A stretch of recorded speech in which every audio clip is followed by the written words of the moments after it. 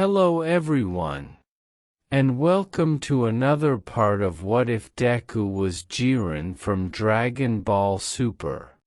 If you enjoy, please like, subscribe and share the video.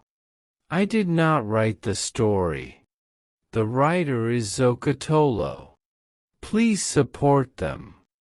Now let us dive in. February 26th, day of the entrance exam.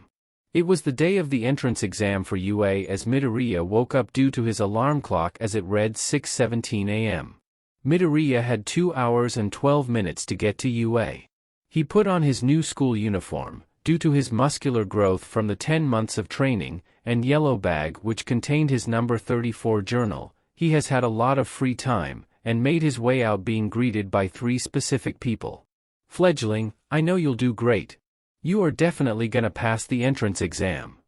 Kigo stated in a cheery tone despite it being so early. Kick all their asses, Izuku. Rumi stated in her regular loud voice. Rumi, be quiet. People are sleeping. Kigo slightly lectured the rabbit hero and all she did was scoff with oceans of pride. Hey Izuku, you are going to pass, I promise you that, Kana stated, sticking her hand out indicating a handshake as Izuku took it, but immediately making Kana blush that she was touching his muscular arm and feeling it, leaving another jealous Rumi. All right then everyone. I do appreciate the training and help you have given me, but I must be leaving now. Izuku stated in a non-emotional voice that gave everyone reminders that Izuku has barely lived at all despite all the movie nights, playing games, going outside and jumping around building to building, or just going to a park. It made all the pros gloomy that someone so young was so serious and focused. They didn't do anything but let him leave as they all said their goodbyes. 6:27 am. Izuku made it to UA and only had to revise for a test that he didn't need to revise for. I guess I could meditate. I have a lot of time and revising won't help me much, Izuku said in his head, planning on what to do in his free time as he ended up meditating for an hour and then revising for 40 minutes, giving him 22 minutes to do what he wants to do. 9:07 am. Izuku had finished revising so he could focus on confining himself and calming down so he could just focus on nothing else but the test, and if someone approached him or said something towards him that he was meant to hear, just a single frosty glare will give them a message to shut up, I can hear you. 9:25 am.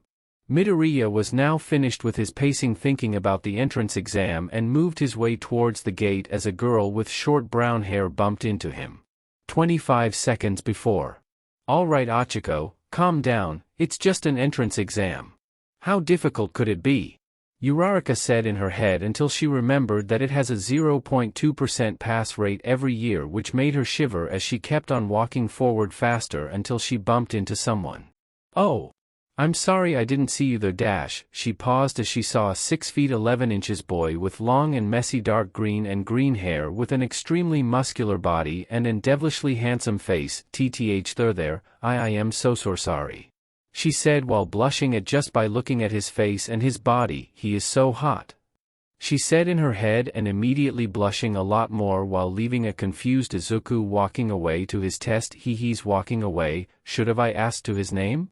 He was extremely hot so as Uraraka thought of those words she was as red as a tomato after calling the boy she just met hot. No, don't say that, he probably has a girlfriend, I hope not, but sta awaia, shut up Achiko, Uraraka screamed in her head as she was blushing so hard she looked like a tomato. All right then Achiko, calm down, I've got to focus, she declared as she walked into UA. Practical exam. Midoriya finished the writing exam in less than a quarter of the time given and given it to the cement hero Cementos, who was wide-eyed. Someone finished it this quickly but said nothing as Midoriya closed his eyes and crossed his arms, making silent sounds that would have made anyone think he was sleeping. Hey everyone, can I hear a yeahhhhhhhhh? The new hero on stage, the voice hero present Mike said, hoping someone would say something, which no one did. Well, almost no one. Yeah, Izuku responded, having some eyes look toward him and present Mike wide-eyed that someone actually responded to his yeah for the first time in years. Deku, what the hell is he doing here? Bakugo thought out loud as he saw his victim for the first time in 10 months. Wow, tough crowd, but thank you. Examine 1179. You're a good cookie. Present Mike stated as he was about to start explaining everything. This exam is a point-based one. There are faux villains that range from 1.23 no-. He was cut off by a blue-hair boy wearing glasses standing perfectly straight with his hand raised up. Excuse me sir, but on this sheet it shows that there are 4 faux villains. Are we truly to believe that such a prestigious school like UA would make such a simple mistake? And you with the long messy green hair, he said pointing at Midoriya and lecturing the pro, you have had your eyes closed and arms crossed without even moving and said something out of the blue. If you think this a joke, then I demand you leave immediately. The blue-haired boy said, which only ended up opening Midoriya's eyes, giving him his glacier-cold viridian glare, which made people who saw it flinch immediately as the green-haired boy started to speak. I don't need eyes to hear, and my arms being crossed is obsolete. I've had this type of focus ever since I stepped near UA. You interrupted Present Mike as he was about to move on to the zero-pointer, and tried to lecture him. You are the type of person to reprimand people for anything you deem wrong faster than you can think. UA is not going to be so simple that even you can predict what this school will do. There is a reason that this international hero school has a 0.2% acceptance rate, and even if you do make it in, there is no guarantee you will become a hero. Midoriya said, leaving everyone surprised and scared that someone has such a cold glare and such intellectual knowledge of a school he hasn't even gone into, as Present Mike was the one to end the silence. That's right. Examinee 1179 is correct. Examiner 2490. I was about to explain the 4th robot. Present Mike confirmed the analysis of Midoriya and leaving the blue-haired boy bowing 90 degrees. I see. I apologize for interrupting you, sir. The blue head said apologetically and stuttering slightly, leaving a grumbling Midoriya. All right everyone, now let's pick your zones. The voice hero said as Midoriya got zone 2 and he made his way to his bus. Damn it, I won't be able to crush that useless Deku, Bakugo thought as he went to a different bus than Midoriya. Boys' changing room. As Midoriya started getting dressed and took off his clothes, he got lots of stares when they looked at his physique and scars.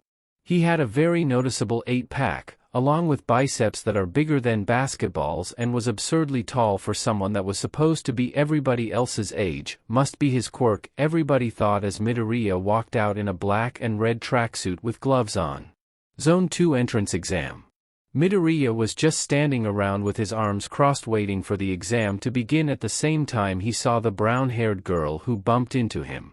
He started walking towards her as his senses said someone was behind him, and turned around all to see the blue-haired teen with a frown on his face. Are you going to disrupt that girl from her exa? As he was about to touch his shoulder, an orange barrier appeared, stopping the hand from approaching Izuku as he started to speak. You have proven my point again. You reprimand people before they even do something wrong, but to you, it screams bad intentions. I suggest you worry about yourself and focus on your test.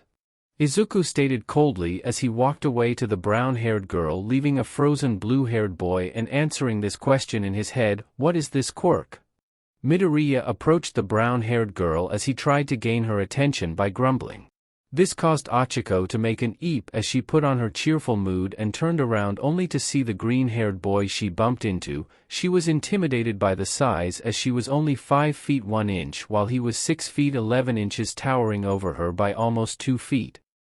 Can I help you? She stuttered as his emerald eyes pierced into her own as he started speaking, bending over slightly to lower his own height to her own. Were you going to say something when you bumped into me? Midoriya questioned, leaving a panicked Uraraka as she apologized. I am so RRY. She said, praying to whatever gods there may be she won't get hurt, as he started to speak again, confusing her with his words. Watch your right leg, as he walked away, leaving a fearful and confused Uraraka. The test was about to start as the gate opens and Present Mike said, Go. Izuku immediately launched himself forward as the crowd laughed at his early start, but Present Mike begged to differ. Go, follow that guy, come on. Everyone started to worry and followed Midoriya's lead as he ran forward to find the faux villains. UA Observation Room. The faculty of UA consisted of pro heroes, those being the R-rated hero, Midnight; the voice hero, Present Mike; the erasure hero, Eraserhead; the blood hero, Vlad King; the principal of UA, Nizu; the youthful heroine, Recovery Girl; the excavation hero, Power Loader; The ectoplasm hero, ectoplasm.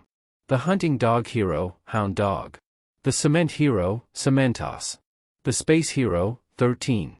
The sniping hero, snipe. The lunch hero, lunch rush. The symbol of peace, all might. They were all watching the examinees in the practical, seeing their abilities, strengths and weaknesses and tactics and strategies they have chosen in hopes that they will pass. We've got quite the interesting bunch this year around. Some quirks are being used for offense, Nizu said, pointing towards Bakugu as he destroyed a one-pointer. Some could be used for both offense and defense, the Stoat said, pointing towards a black hawk-like being with a shadow attacking robots. Some could be used for scouting purposes, he said again towards the boy with 6 arms each sprouting a different limb. Snipe was paying attention but looked at Midnight to see she was more erotic than usual and decided to hit the hard-hitting question, "What's got you so worked up, partner?" he asked in his southern accent towards the R-rated hero as she flinched and broke out of her erotic nature, and answered his question, "Just look at examinee 1179. She said lustfully, which only ended up making multiple groaning sounds, but listen to her as she pointed to the screen with Midoriya punching and kicking robots. And making them explode without even touching them. Oh yeah. He was the one who responded to my yeah. Everyone went a bit wide-eyed and the room was filled with small chuckles as no one responded to his yeah, and those who did he took an instant liking to them. How is he doing that? He said he was quirkless. Inside One for All. All the past users of One for All grumble in disappointment of the pure stupidity that was contained inside of the 8th. Everyone was having second thoughts about All Might being the 8th, even the 7th was having second thoughts. 7th, are you sure you picked the right successor for One for All? Because all of us are having second thoughts about 8th. 4th said in his bored tone but with strands of disappointment because of the 8th and his caveman-like thinking. He said if someone quirkless can become a hero, he didn't say he was quirkless. 5th stated as loudly as ever, which only led to 7th groaning in just embarrassment. Tashinori has changed a lot since last time we've seen each other. We cannot do anything but wait for him to make a decision, and hopefully the best one. 7th responded to 4th as they all nodded in agreement. Outside One for All. The faculty took notice of Midoriya and were all surprised to see how fast he was moving and how strong he was. They saw him destroy 3-pointers without even touching them or moving or show any signs of surprise or unhelpful emotions, just pure concentration and focus as his points kept on rising and rising constantly at a consistent level, as everybody in the observation room were surprised that someone was this powerful and wasn't in recommendations. Midnight kept on giving Midoriya lustful stares as everybody just grumbled at her usual antics and gained the attention of Midnight, who just responded with, "What? How can I not? He is so hot." The R-rated hero bit her lips thinking of all the certain thoughts and scenarios as the principal interrupted her thoughts as he pushed a red button and said, "Let's release the 0-pointer. Zone 2 Foe City." Midoriya was attacking the foe villains as soon as he sensed them by either giving them all a punch and kick or using his eyes to turn them all into green scrap. He was counting his points as he was in the hundreds now, but was interrupted by an explosion quite a far distance away. He saw the dust clearing from the explosion, and what emerged was a large robot, far bigger than the others at 50 meters in height. "So this is the 0-pointer, bigger than I thought," Midoriya thought as people were running away in fear from the massive robot known as the 0-pointer, as he was planning on just ignoring it until something caught his sense. Near the robot's feet was the brown-haired girl, Achiko Uraraka, trapped under the rubble as the 0-pointer was moving closer while buildings were crumbling and debris was falling, putting her in danger. "I'll have to fix this," Midoriya thought as he flew over and prepared an energy blast that was orange with a tiny aura of red around it, aimed for the 0-pointer. Power impact, he thought as he fired the energy ball towards the 0-pointer, completely tearing it in half as the ball lifted the robot's upper half into the sky. Midoriya landed in front of Uraraka as he was controlling the energy ball further into the sky until it was raised high enough as he widened his eyes and turned around with his eyes closed and arms crossed as he said, "It's over." The energy blast exploded, filling the sky with a large orange explosion that enveloped the 0-pointer, turning it into nothing. UA observation room. Everyone was watching the 0-pointer do its thing, until Midoriya charged in and completely destroyed the top half of the robot with an enormous explosion in the sky, leaving the faculty wide-eyed and slack-jawed that someone so young could just easily destroy the zero-pointer. This made Midnight even more attracted to him. Handsome, tall and powerful, he is perfect, Midnight stated, clearly turned on and aroused at the amount of power a single teen had, which made everybody else grumble really loudly, but they did agree with her. So he isn't quirkless, I need to hop hope he'll acc accept one fo for all, the number one hero said while stuttering as Recovery Girl made her way to the foe city. He'll be in my class, a scruffy black-haired man with a gray scarf known as Eraserhead stated, leaving a frustrated Vlad King that he didn't get dibs on him. Inside One for All. All the users were shocked at the destructive power of the green-haired teen. All of them were impressed with the amount of power and concentration he possessed, as first decided to break the silence. He is a lot more stronger than I thought. It genuinely surprises me. His quirk is indeed powerful. It would work well with One for All. First assumed, judging from the behavior of One for All. You are definitely right about that one. First, if he gains One for All he would become unstoppable. Sixth replied to First with his own thoughts, which everyone in the void agreed with that statement. Outside One for All. Principal Nizu only hummed and nodded in agreement from Eraserhead's demand. In examinee 1179 would be in his homeroom, Class 1A, as Cementos started to talk. What is his quirk? Can we pull up his file and check? Cementos questioned as Nizu got straight to it and pulled up his file and started to read out loud as the other faculty members listened. Izuku Midoriya, age 15, in his homeroom class in Aldera Middle School. He was ranked first in his class in academics with full marks. His quirk is called jiren? There is no description of his quirk. Nizu read out, leaving some impressed and some confused teachers. When I'll be done with the quirk assessment test I'll bring him into your office, sir. Eraserhead spoke, leaving a slightly relieved Nizu, but for now let's just wait, he'll tell us. They all hummed in agreement as Recovery Girl made her way to Zone 2. Zone 2 Foe City.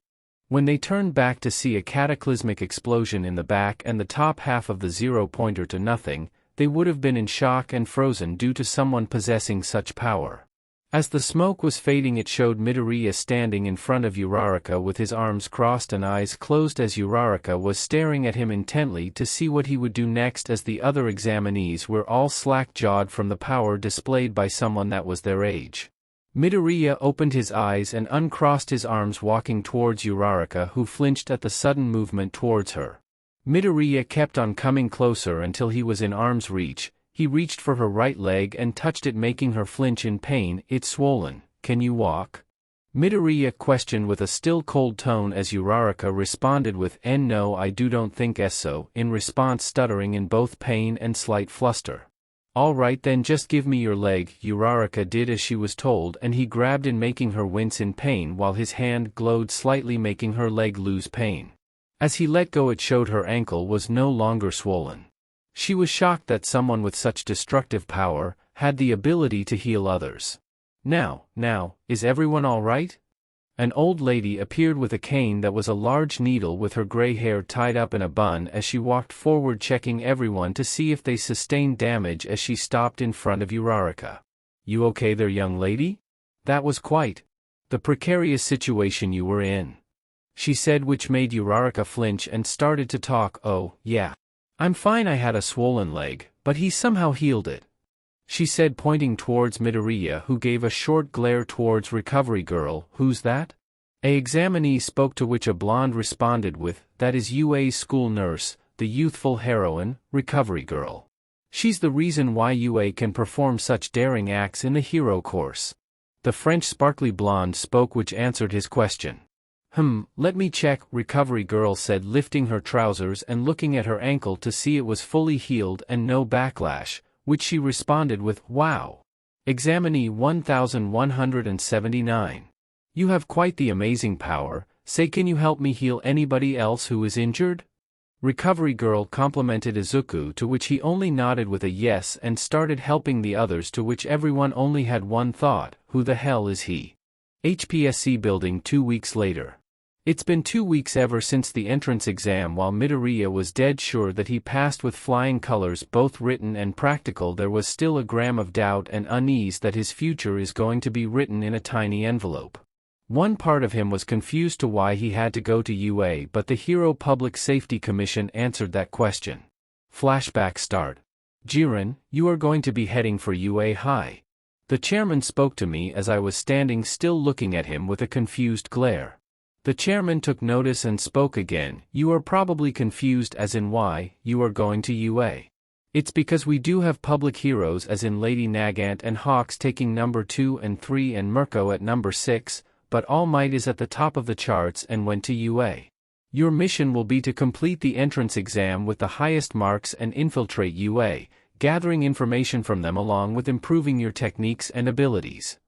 Izuku nodded in agreement and accepted his mission. You are dismissed, Jiren. Izuku left the room and thought in his head, this will at least be better than my other missions, with slight curiosity going to a complete different environment. Flashback end. Ever since he finished the entrance exam, he has been getting more attention from Rumi, Kigo, and Kana. Midoriya asked why and they responded with, because fledgling. You're going to UA. Kigo responded crying and hugging Izuku, clearly going to miss his little fledgling, while Rumi had an even brighter and proud smile as she normally does, mainly because her friend will get to socialize with people his age. Kana was also happy because of Izuku hopefully becoming happy. Kana also was upset that her friend had to go since she had some fun teaching him how to play instruments. Flashback start. Izuku, come with me, Kana said towards Midoriya, who only followed without saying a word towards the sniper as she walked towards a door with her name on it. I wonder what she wants. Midoriya thought as when Kana opened the door to reveal darkness, until she flicked a switch which showed a bass guitar on the bed, a keyboard, and a drum kit. Izuku, you need a hobby desperately and there is no getting out of this. She stated as Midoriya started walking out the door but stopped once she finished her sentence. Kana opened a closet which contained an entire music shop of instruments, metaphorically and literally. We are going to start off with the instrument I play, the bass guitar. Kana said, which made Izuku question her skill and said, prove it. Kana connected the wire to the speaker and started playing a legendary riff that all 1980s rock bands can just weep to, and surprising Midoriya at her godlike skill. I never thought she could be that good, Midoriya thought as Kana stopped playing, and both smirked and smiled at the same time as she just said, let's begin. Flashback end. It's been 7 months ever since that event and Midoriya has improved greatly in certain instruments like bass guitar, a keyboard, piano and the drum set. Kana had shown pride that her friend was starting to become damn good at what Kana was good at doing as well. Kana, do you mind if I ask a question? Midoriya asked, which broke Kana out of thought as she made an eep sound, slightly blushing in embarrassment while Midoriya ignored the reaction waiting for her response. Why yes sir, sure, she said, still blushing due to her sudden sound as Midoriya gave her the question. 10 months ago when we were introducing ourselves to each other, you didn't mention you being good at music? Do you care to tell as in why? Izuku responded with his question, which surprised Kana that he didn't ask any sooner. So why now? Oh, it's just that the HPSC isn't all that grateful about me playing instruments, and when I was teaching you, I had fun.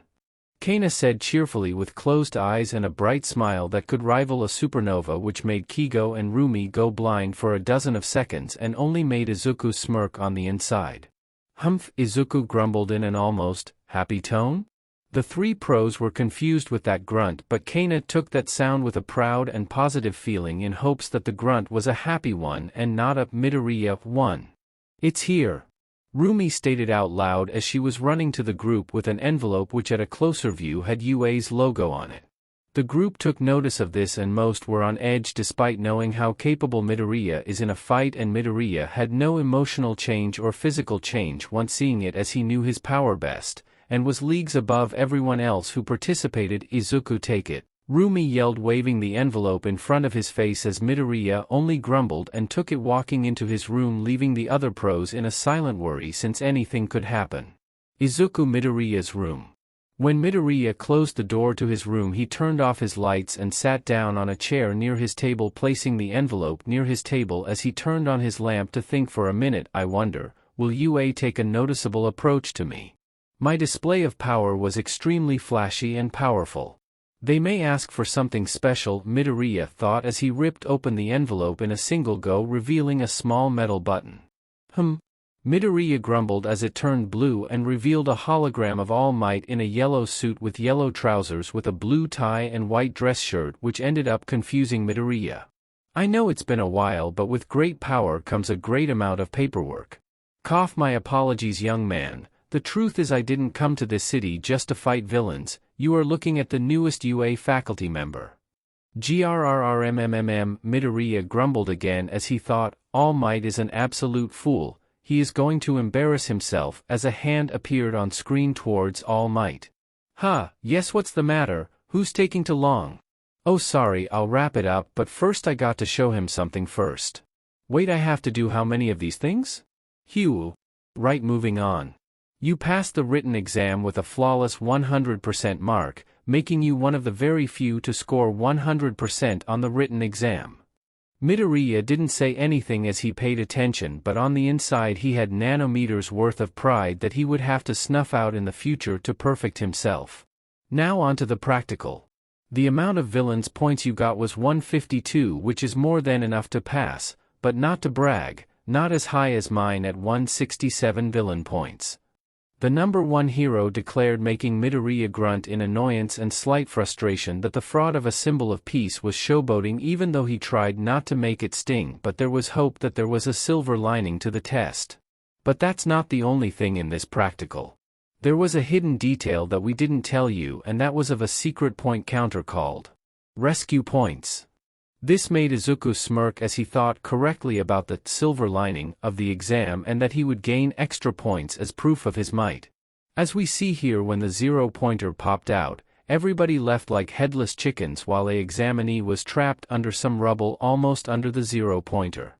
You were the only one who decided to help despite not knowing everything about the exam, sacrificing the remaining time you had to gain more points.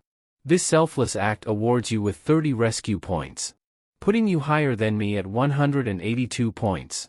Welcome, Izuku Midoriya, you have made it, you are now part of the My Hero Academia. Midoriya didn't even flinch, Midoriya didn't even blink, Midoriya didn't even react, he just sat there as calm, focused and collected as he normally is, without an odd thought, as the metal chip turns off, making the hologram disappear, leaving Midoriya and a turned-on lamp just sitting there. Midoriya eventually stood up and walked towards the door he entered in a couple minutes ago and opened it, revealing some shocked and nosy prose about how he did. Be quiet, I did well. On the written exam I got full marks, which only a few amount of people in history scored. I got 152 villain points and 30 rescue points. I got a higher score than All Might, Izuku stated, leaving everybody else wide-eyed with their eyes looking ready to pop out and slack-jawed for a surprisingly long time of 24 seconds. Why, you serious? Kigo finally started with his jaws still wide open as Midoriya only nodded in confirmation of their suspicions, leaving them all shocked for a long amount of time again. Tomorrow is my first day at UA, Izuku stated, short and sweet, which made Rumi hug him due to Kigo's surprise and Kaina's jealousy. When Rumi realized what she had done, she blushed bright red with some blood leaking out of her nose as she felt his massive biceps against her face. As she looked at Midoriya's face with her face still bright red and blood still leaking out, only to see his face not even moving, still keeping a stern expression, while Kaina was fuming with jealousy and anger. Damn it, she's trying to steal my ma dash. Kaina turned bright red at that thought, calling Izuku her man when Rumi hugged him on instinct. Kigo was laughing his ass off at what was now going on, while Izuku was just watching with pure confusion at the events unfolding before him. Rumi hugged me on instinct, and her face turned red? Then Kaina had a look of disappointment? And then turned red as well? Then Kigo started laughing? Midoriya questioned in his head with nothing but curiosity and confusion as he went back into his room to prepare for tomorrow. Tomorrow. First day of UA. It was the first day of UA as his alarm woke him up at 5:45 a.m., giving Midoriya time to get dressed and meditate at school before the day even starts. Midoriya got out of bed with nothing but a pair of boxers, revealing his muscular body along with his perfectly shaped 8-pack, but soon to be covered up by UA's uniform, which came with a dress shirt, a red tie, a gray suit and trousers. When Midoriya finally put it on, he looked in the mirror, noticing his hair was more messy than it normally was as he went to any of the showers in this HPSC facility along with his brush. Midoriya finished with washing his hair and brushing it, putting it into its regular style with the hair still falling back below his shoulders as he looked at his phone, that was gifted to him by Kigo, to read the time as it said 6:12 a.m., got to go, Izuku thought as he grabbed his bag and made his way out to be greeted by the three pros. Kigo was crying with an unnecessary amount of tissues as Kana was comforting him while Rumi was snorting at the sight. Midoriya was just as confused as he was last night at the new and dramatic sight while Rumi started to explain, he's just sad that you are going away. He likes you more than you realize. Midoriya closed his eyes as a sign of confirmation to the rabbit sentence as he opened his eyes as he started to go to UA. Wait. Kigo yelled out, making Midoriya stop to acknowledge his presence. Good luck. Kigo stated with dry tears staining his face while Midoriya looked at him and nodded as he left through the front doors. Gates of UA High. The time on his phone read 6:41 a.m. as he was now at the front of UA, Class 1A. That's my homeroom class, Midoriya stated in his mind as he walked into the red and gold door with the number 1, wanted to resemble the fact that Midoriya is a first year in UA High. Midoriya made his way forward looking for Class 1A when he found a large wooden sliding door that was around over 20 feet in height, with the words 1A written in big red writing vertically. Izuku walked in to find the room bare with 20 chairs in an exam-like grid with a large whiteboard and podium with some bookshelves slanted on the walls, so no one else is here. Disappointing, he thought as he sat down in the middle row on the furthest left near the window, placing his bag and pulling out his items, eventually crossing his arms and closing his eyes waiting for everybody else to show up. UA High 8:20 a.m. It was now 8:20 a.m. and some people started walking into Class 1, being a black-haired girl with a long ponytail and one with white and red hair split vertically, red hair being on his left and white hair being on his right, along with a burn mark on the left side of his face directly onto his eye along with a disinterested look on his face. The black-haired girl walked up to Izuku, blushed ever so slightly as he looked at his face, not expecting someone so handsome to be this young, and picked up some courage. Hello there, my name is Yayorozu and Momo, the girl now clarified as Momo. Yayorozu spoke, stuttering and cursing herself for stuttering in front of her classmate while raising her hand, asking for a handshake, to which Izuku only responded to that while grabbing her hand. Midoriya, Izuku Midoriya.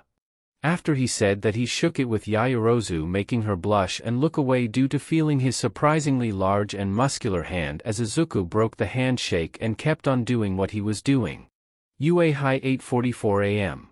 The sudden amount of noise woke Izuku up from his quiet stance as he sensed many people walking right outside the classroom as the door opened to reveal a girl with pink skin and hair with horns talking with a girl who was invisible, a girl with long green hair and wide eyes talking to a girl with short dark purplish hair. As seconds went on, it revealed a blonde with a black lightning bolt in his hair talking to a guy with brown spiky hair and big lips. Midoriya ignored them all as he kept on meditating, eyes closed and arms crossed, until a boy came up to him. Hello there, my name is Lita, Tenya Lita. I just wanted to apologize for the actions I displayed during the entrance exam. You've showed me the true meaning and actions of a hero, making you the superior classmate. I apologize deeply. The blue-haired boy with glasses now confirms himself as Tenya Lita, bows in a 90-degree angle towards Midoriya, making some people look towards the conversation that was aimed towards the green-haired boy. I don't forgive anyone straight away. I'll only forgive you if you can keep up. Midoriya spoke, finally making everyone flinch at the surprising amount of coldness and intimidation in his voice. I'll rewrite the then I'll prove it to you, Lita stated, stuttering, still in slight shock at his voice despite already experiencing it before, as the blue-haired teen walked to his desk. That's odd. Why is there a person in a sleeping bag behind the podium? Izuku thought as he looked at the man who was in a sleeping bag just lying there waiting for something to happen. Humph, so he noticed me, but that is to be expected. I'll have to keep a swift and sharp eye on him, the man thought as a spiky-haired blonde started yelling and a brown-haired girl surprised at the sudden outburst. Ah! What are you doing here, Deku? Bakugo said out loud, bringing all the attention towards him, while Midoriya remained shut-eyed and arms crossed as he ignored the blonde as the man started to speak. That's enough. It took most of you 8 seconds to notice me. That isn't good, we will have to work on that. And you, the man said standing up in his sleeping bag pointing towards Midoriya with his glare. It's Izuku. Midoriya, right.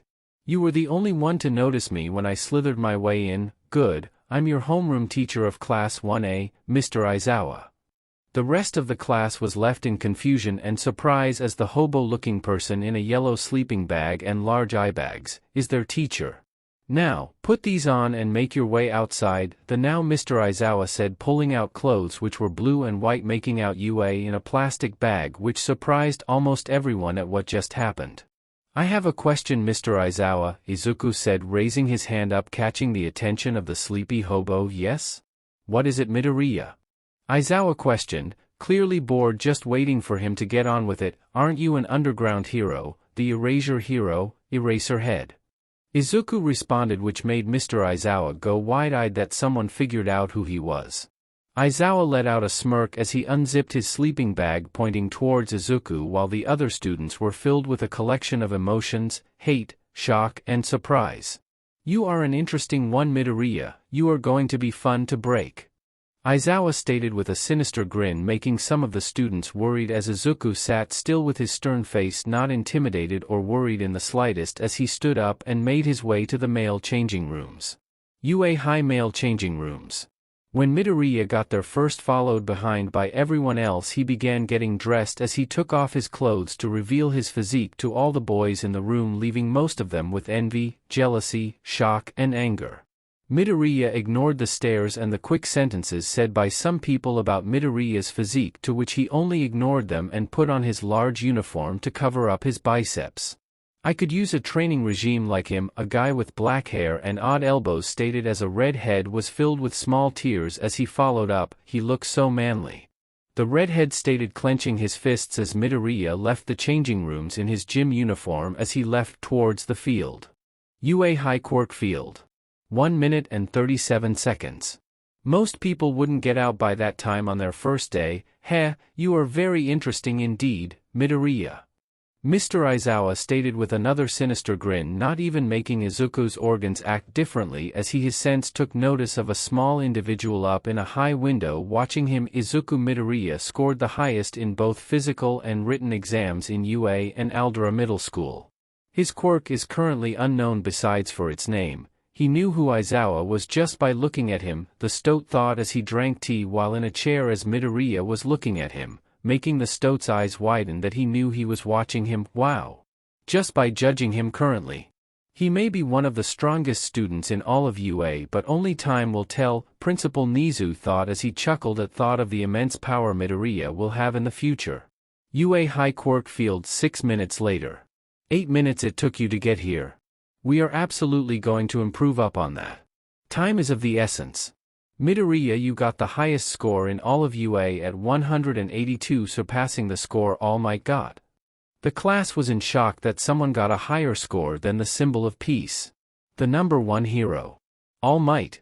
Bakugo was fuming at the supposed quirkless Deku was beating him. Damn it, why is Deku so strong? He's quirkless, just a quirkless bug I can crush, Bakugo thought with a large frown of anger as Mr. Aizawa continued, here, catch.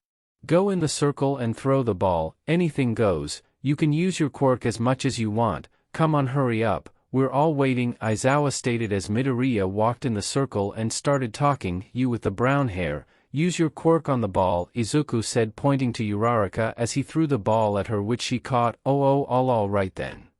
Uraraka stated, using her quirk on the ball and tossing it back to Izuku, to which he just threw the ball at full force, creating wind pressure and sending the ball to the stratosphere and further. You need to know your current limits, so you can further improve upon it, Mr. Aizawa said as he showed the score being infinity. All the boys were yelling and reprimanding Izuku for cheating. "That's cheating," a blonde-haired boy with the lightning bolt said.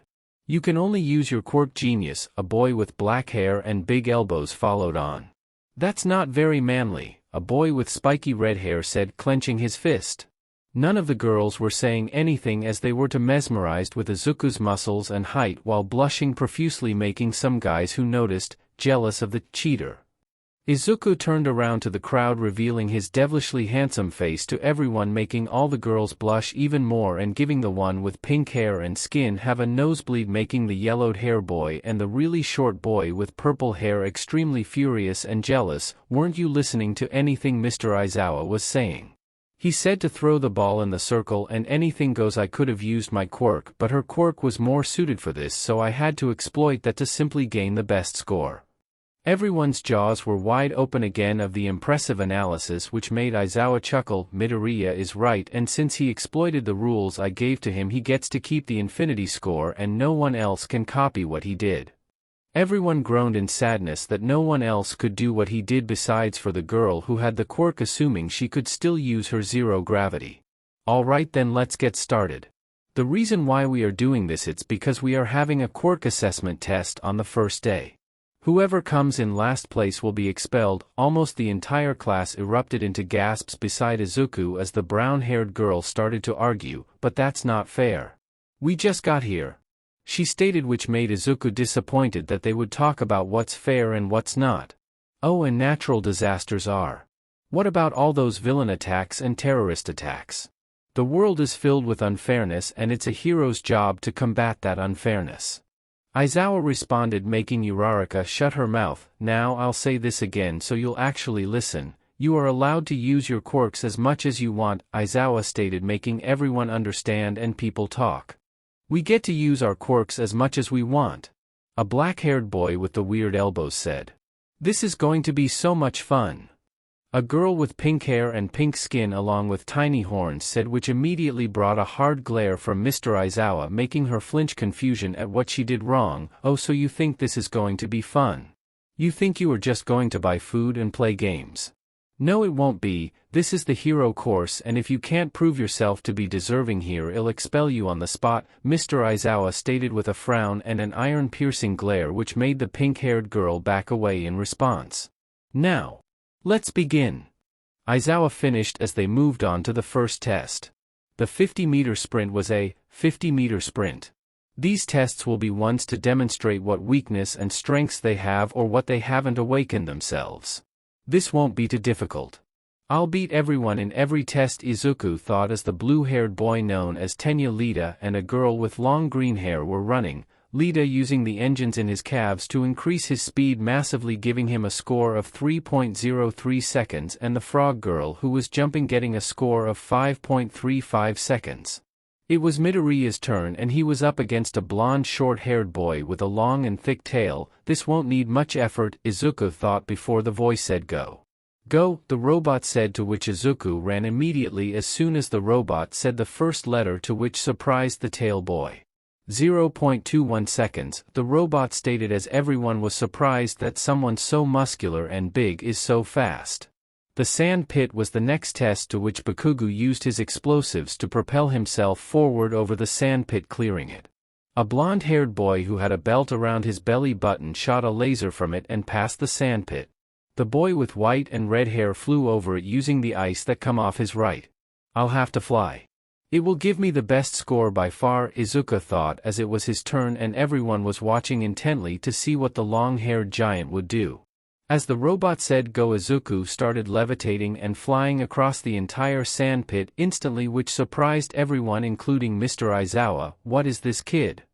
He has some sort of explosive attack along with blinding speed and the ability to fly. Does he have multiple quirks?" Aizawa was deep in thought, ignoring the other students yelling out loud and whispering to Midoriya about what kind of quirk he has, to which Aizawa just put him at the top. The grip strength was up next and mostly everyone was doing average since not many had strength-orientated quirks besides a few. A brown-haired boy who ate some sugar was able to get 400 kilograms in grip strength, which gained the attention of a few people. The black-haired girl known as Momo Yaoyorozu made a hydraulic presser gaining a score of 842 kilograms, gaining the attention of the girls, giving her a proud and prideful stance.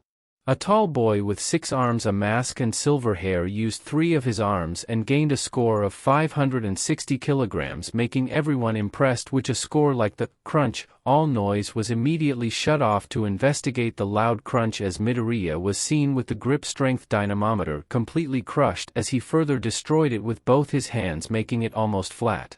Midoriya then showed it to Mr. Aizawa, whose eyes only widened and went back into deep thought. Okay, then let's sum this up. He has an explosive attack, extremely fast, and can fly along with super strength. Who the hell is he?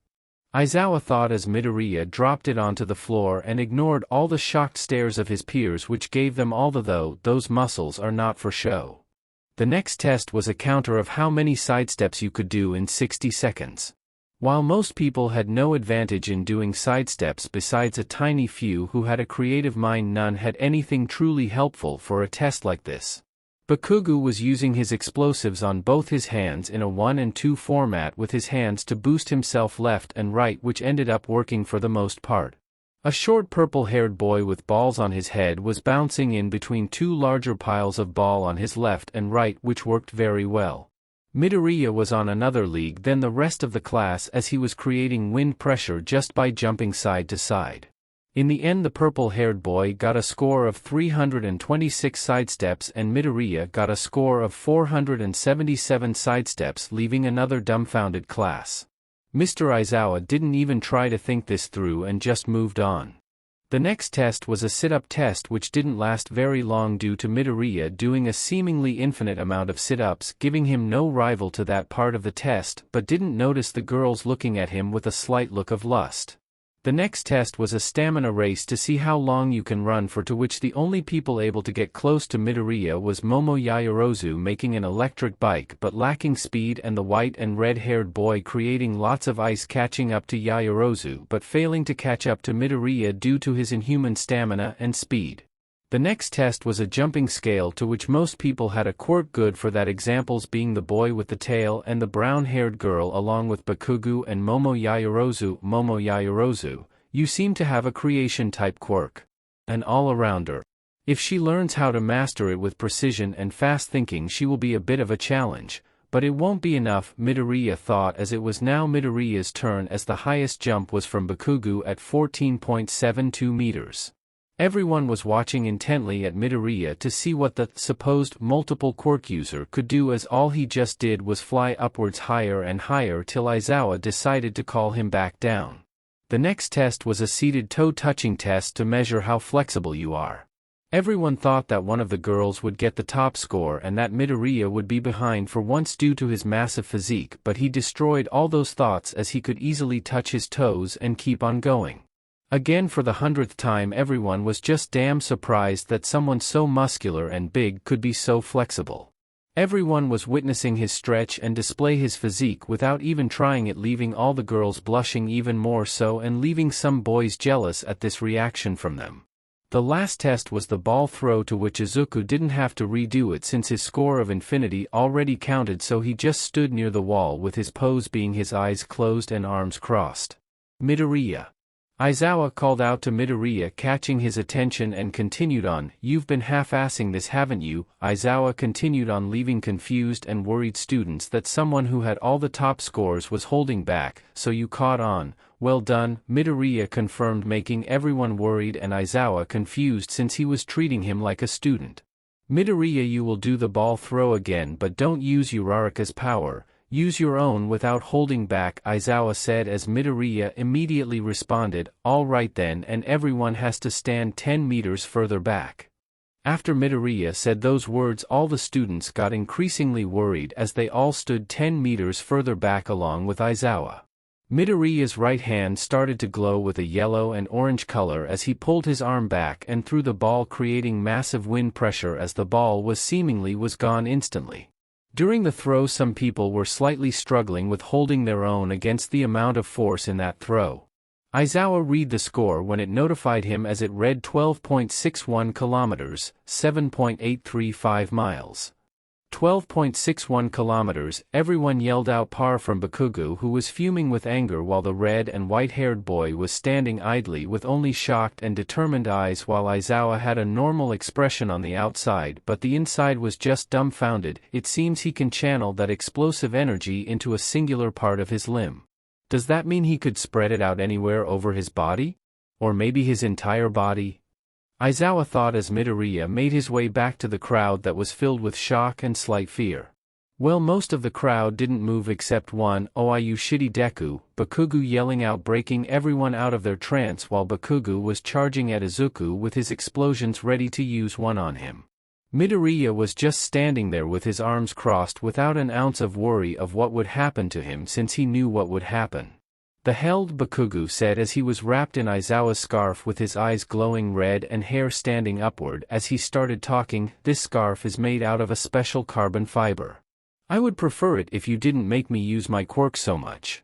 It gives me serious dry eye," Aizawa said, which made Midoriya breath out in disappointment that he just revealed his weakness just like that. Mr. Aizawa's quirk is erasure. He can erase the quirk he's looking at or is in his field of view for as long as he wants until he blinks, Izuku stated, making Aizawa grin sadistically as Bakugo quit relenting on the scarf, indicating he is standing down, as Aizawa responded with blinking and pulling his scarf back as Midoriya walked past Bakugo. "All right then, let's check the charts on how well you did in this assessment," Aizawa said, as almost everyone's nerves were raw that someone would be getting expelled from UA for being incompetent. "Let's get this over with," Aizawa said as he clicked a button to show a hologram of a chart showing: first, Izuku Midoriya. Second, Momo Yaoyorozu.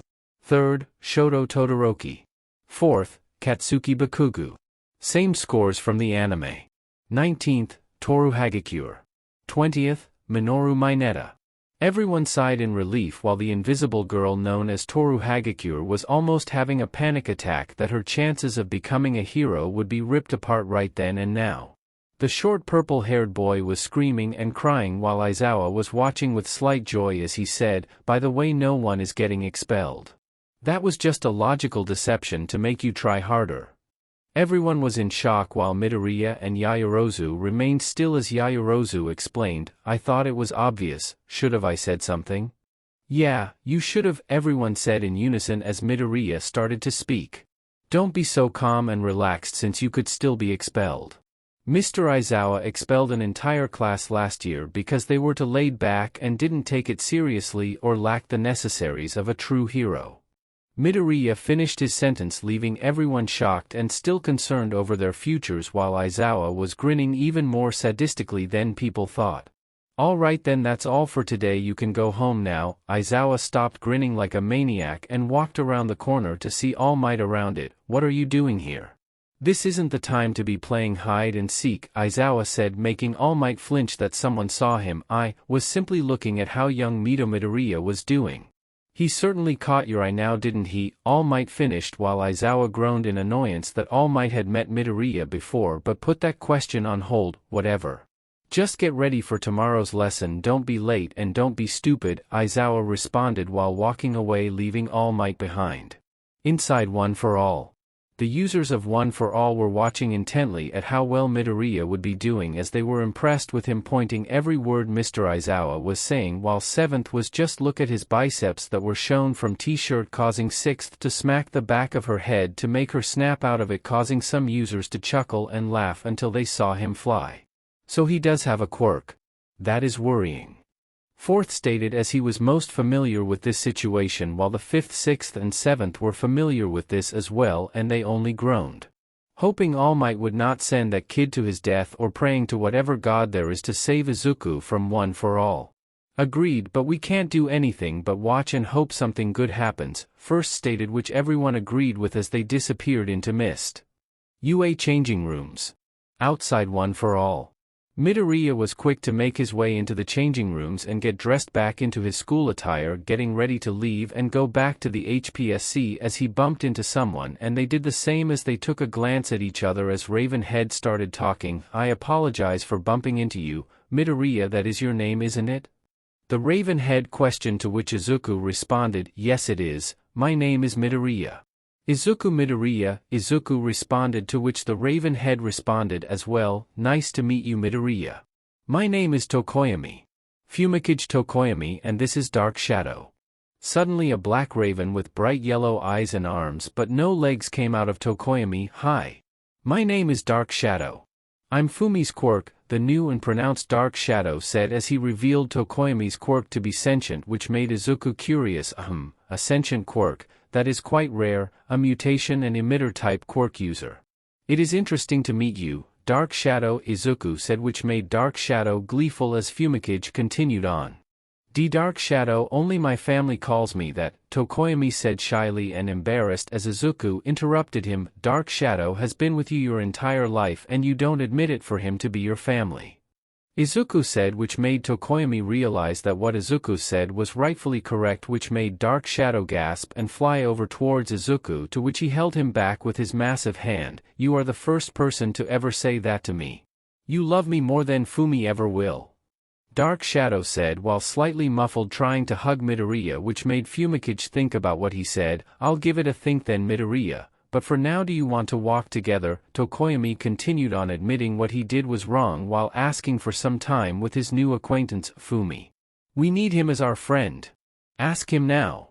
Dark Shadow kept on yelling into Midoriya's hand, which made the bird go wide-eyed. Midoriya. Do you accept Dark Shadow's request to join this movement of shadow?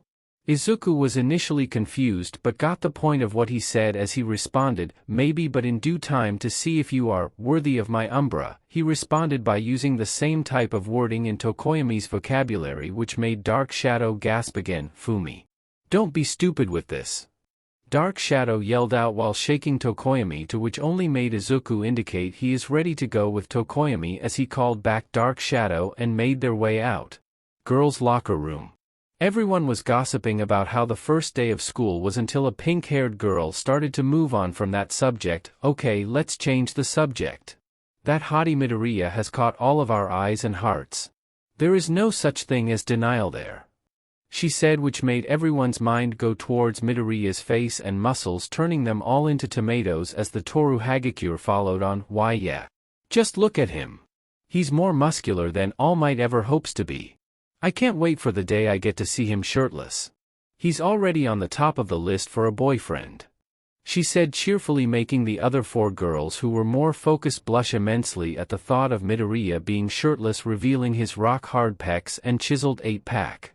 Why yeah, he is pretty big, but I wonder how big he is down there, Uraraka said by accident, trying to keep on the conversation without thinking, which put the thought of how big his penis would be, which made blood come out of all their noses while looking like a ripe tomato. Alright everyone, let's not dive into these thoughts no longer, Yaoyorozu stated, making her way out, leaving some lustful young women in the changing room. Uagata? Tokoyami, Dark Shadow and Izuku were walking out of UA until Lita caught up to them, catching the attention of Tokoyami and Midoriya. Do you mind if I come along with you? Midoriya and Tokoyami, was it?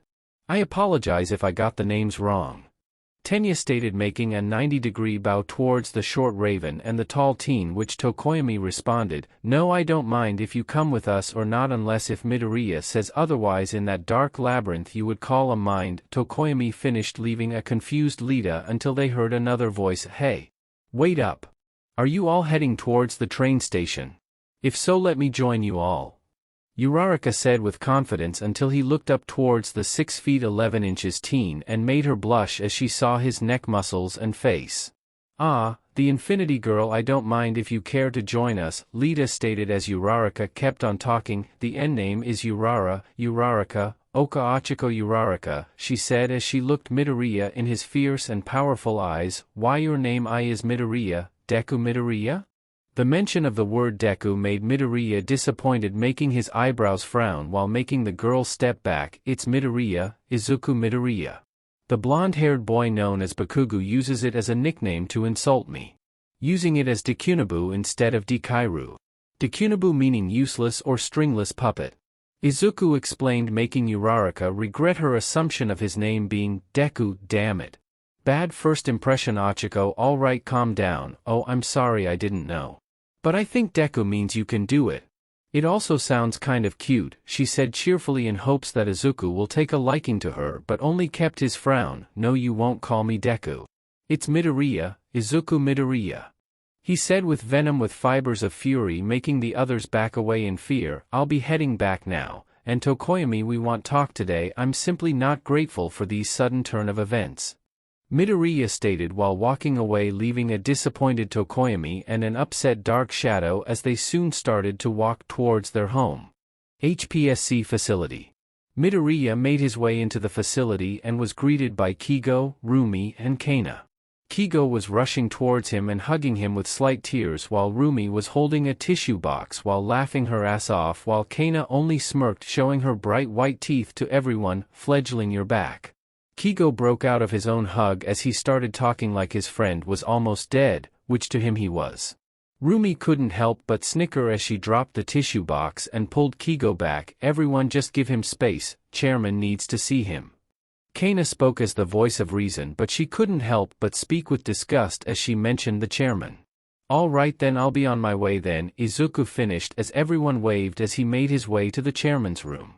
HPSC facility chairman's office. The chairman was currently waiting for Midoriya as he should be finished with his first day at UA. He was gaining more and more impatient as Midoriya walked in through the double doors as he started to talk. You are late, Jiren, I thought we trained you to be better. The chairman spoke as he put on a stern face, but it was nothing compared to Midoriya as he responded, I was stuck talking to some other people. I can't promise it won't happen again. Midoriya responded, making it seem like a demand instead of a response. It better not, Jiren. Now what happened in your first day? Chairman continued on. Asking his original question, our teacher was Mr. Aizawa, otherwise known as the Erasure Hero, Eraserhead and Underground Hero, and he asked us to do a quirk assessment test which consisted of multiple tests which we would have done in middle school, but we could use our quirks. I got first place in all of them. The chairman was glad that their future public hero was already gaining an image on his first day. All right then, Jiren, you are dismissed. Chairman finished as Izuku only nodded and made his way out of the set of double doors and went his way to sleep in his bed. Tomorrow is our first heroic combat lesson. I'll crush them all, Izuku thought as everything went black. HPSC facility. It's now the first heroic lesson for Midoriya as the alarm was making the regular ruckus it would, waking Midoriya up from whatever dream or nightmare he would have. Time to get up, Midoriya thought as he got out of bed with only a pair of large boxers on as he started to put on his uniform for UA and other necessary hygienic events. UA High Class 1A. Midoriya made it to class at 7:13 a.m. as he opened the door to see Mr. Aizawa in a sleeping bag and the R-rated hero Midnight along with a stoat. Well, greetings. You must be Midoriya, Izuku Midoriya. I'm the principal of UA High, Principal Nizu. The stoat, now called Principal Nizu, introduced himself while standing on a table to get to eye level with Izuku but failing miserably. Well, hello there, handsome. I wonder if you're up for a special class with M-.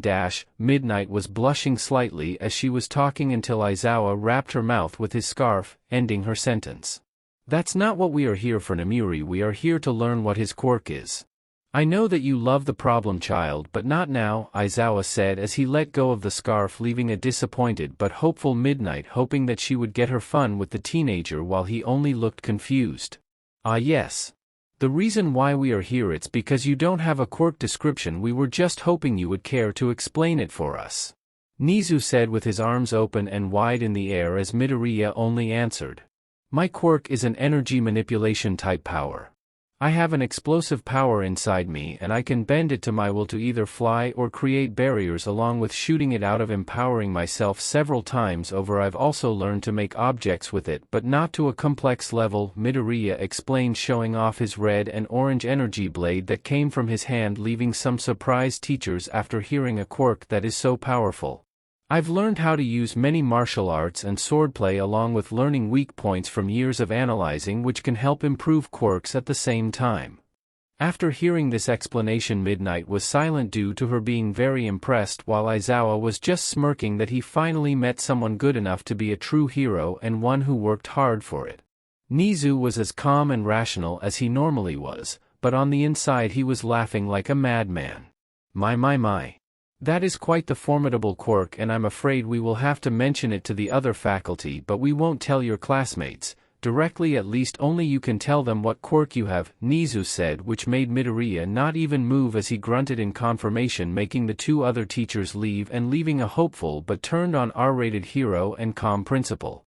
All right then Midoriya, just to let you know, it is our first hero class if you don't remember, and who will be teaching you will be revealed, but not now, Aizawa said, which made him slightly worried that the fact All Might will be teaching Midoriya as they have history with each other and it's nothing good. All right then, I'll be waiting for everybody else. Midoriya finished off as he sat down and crossed his arms and closed his eyes, which made Aizawa raise an eyebrow, but nothing to make him stop going into his sleeping bag. UA High Class 1A. It was now 13:15 a.m. as the entire class were waiting for their teacher, as it was now their first heroics class lesson. Midoriya ignored all the rabble and focused on who the teacher might be as he got a glimpse and immediately frowned harder. I wonder who is going to be our teacher? A boy with red spiky hair said. Maybe Mr. Aizawa? It's the most simple answer, a boy with yellow hair and the lightning bolt said as the door opens to reveal the hero. All Might. I am here going through the door like a normal person. The doors open to reveal All Might in his Silver Age outfit as all the students gasp with a big smile as some stood up in surprise. All Might's teaching us, they all said out loud as they all started talking. All Might's actually our teacher. Uraraka said cheerfully while raising her fist. This class is gonna rock. The red-haired boy said with his sharp and toothy grin while leaning over his desk. The top hero will be teaching us. We must take every word to heart. Lita said in his formal tone. That's right everyone, I'll be a teacher at UA for heroics. As of now we'll be doing practical hero work. All Might said, slightly stuttering as he looked at Midoriya, who had a slight scowl but was more than enough to make the symbol of peace stutter. The stuttering was caught on by barely anyone but didn't question it. The training will be combat. Kumba. Uraraka thought. Kumba. Bakugo thought as he would think about beating Midoriya and making him cry. Combat, Midoriya thought more calmly, not worried since no one could match him judging them from the quirk assessment test they all did yesterday. That's right, now let me tell you what is your first training session today, All Might said, leaving some curious students as he pulled out a card saying Team Battles. Team Battles will be the exercise that I'll explain later. All Might finished, leaving some gleeful students that they get to be doing combat with someone else, but he continued on. What makes a hero look like a hero? All Might questioned as Midoriya immediately thought of about saving others no matter the cost on yourself. Saving others is important, but the real deal are the costumes, All Might said, pushing a button, and on the right, suitcases came out numbered from 1 to 20. Now everyone get dressed and make your way towards the faux city. All Might finished as they all got hyped up, besides Midoriya and the red and white-haired boy, as they all got their cases and moved towards the changing rooms. UA High Boys changing rooms.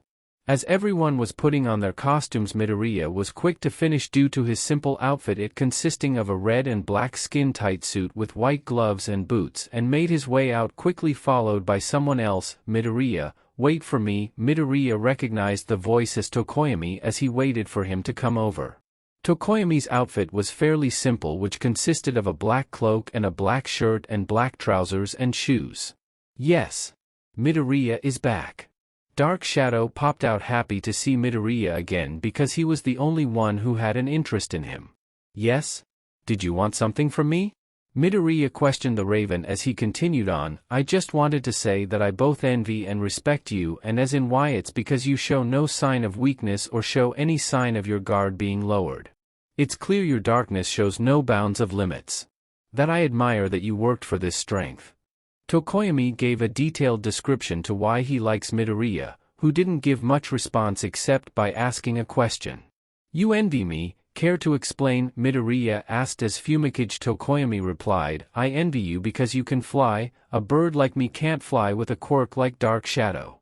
As he finished that sentence, it made Izuku disappointed in the Raven as he said, you can fly. You just don't know how to, Midoriya said, which made Tokoyami's eyes widen and Dark Shadow gasp, wait. We can fly. How, Midoriya? Tell me. Dark Shadow came out and begging Izuku to tell them how they can fly. I'll tell you how, but not yet. "We are here." That response made Dark Shadow cry, which Tokoyami didn't even know he could do, but stayed silent as they made their way out to see All Might. Ua Haifo City. They made their way out, eventually followed by everyone else, as the girls were blushing at the sight of Izuku's back muscles in his skin-tight costume, while some guys were just jealous at Midoriya for the 100th time that he was getting all the attention without even trying. They say a costume is what makes a hero. "And you all look so cool," All Might said, as they all said nothing to listen to him besides Lita. "Sir, are we going to be fighting outside in the city?" Lita stated out loud with his hand all the way up, as All Might answered, "Not quite, since villains in the out are quite common, but truly evil ones do it indoors," All Might said as Lita put his hand down and thanked him. "Right, now," All Might said, pulling out a pamphlet of the task, which made Midoriya groan. "The situation is this. 2 villains have hidden a bomb randomly in THS building, so there will be a time limit. 2 heroes must go in the building and either capture the villains or capture the weapon. The villains have to either capture the villains or let the time run out," All Might said as Midoriya groaned in annoyance and disappointment. "We are going to decide this in lots then, isn't that correct, All Might?" Midoriya said for everyone to hear, and All Might flinched that he just guessed that someone knew what he would be doing next. "Why, yes, that's correct, young Midoriya," All Might said, confirming Izuku's sudden response as he continued while walking towards All Might. "All right then, and the reason why we are using lots. It's because that in real-life situations heroes don't get to choose who they work with, so this should both supplement as general experience with teamwork and coordination with your sidekicks if you choose to have any, along with personal experience by using teamwork with some other hero you would be working with or any sidekicks you would have along with you," Midoriya said as he walked on over to the lots behind All Might and grabbed it and lifting it up, as everyone thought the same thing: he should be the teacher. "Any questions?" Midoriya said as a lot of people raised their hands, surprising All Might. "Do we have to worry about the threat getting expelled like in the quirk assessment test?" Uraraka questioned, as what she was wearing seemed to match her quirk. "How badly can we hurt the other teams?" Bakugo asked, which seemed to surprise Izuku but not changing his facial expression. "Isn't this kind of unfair for the hero team because of the time limit?" the pink-haired girl said, who was wearing some spotty clothes along with a skin-tight suit along with a fur jacket. "Is collateral damage going to be put into play here?" Tokoyami questioned Midoriya.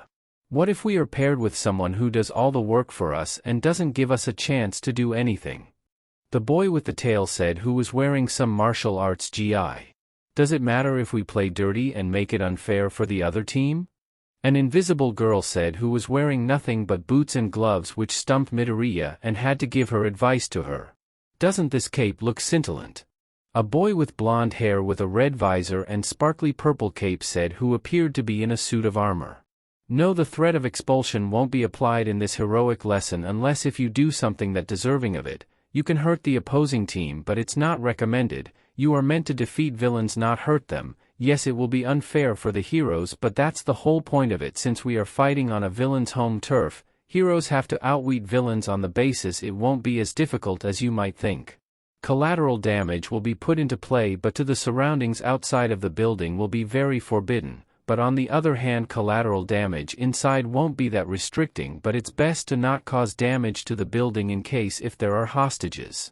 If someone does all the work for you, then that will be their fault. Refusing to work together with someone won't help you at all. Playing dirty won't be a bad thing in the real world. You've got to use any tricks you have to beat your opponent or save people, and the cape is d'accord, that means okay in French.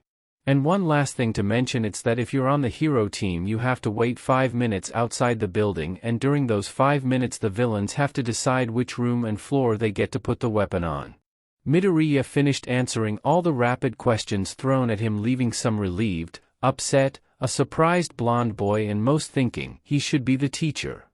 While Dark Shadow appeared out of Tokoyami and yelled, "Midoriya should be our heroics teacher, not All Might," leaving an embarrassed Tokoyami and several students laughing their ass off, and All Might, who was just disappointed in himself that his student was just playing the teacher for everyone else and a lot more better than he would have. "All right then, All Might, help me with the lots," Midoriya stated, walking over to All Might as he grabbed the lots from Izuku, as everyone now pulled their letter.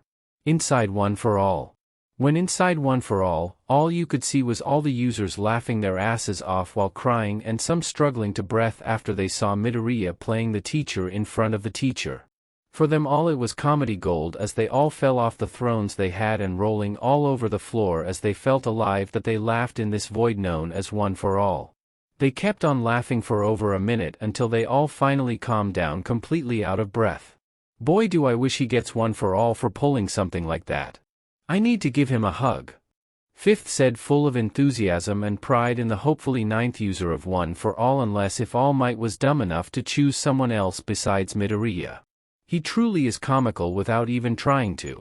I like him even more than I already did before, Sixth said, trying to hold back a snort from replaying the memory of Izuku teaching the entire class and treating All Might like an assistant. I really hope Yagi does choose him as a successor.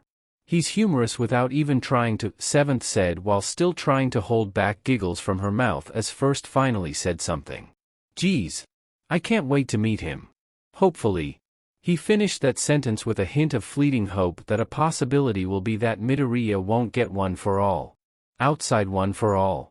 The class had just finished drawing lots as Midoriya was paired with a white-haired boy who had a mask and 6 arms as he introduced himself. Hello, I am Shoji, Mezu Shoji. He introduced himself and holding out one hand asking for a handshake as Midoriya shook it. Midoriya, Izuku Midoriya, he said quickly as he was waiting for All Might to start speaking.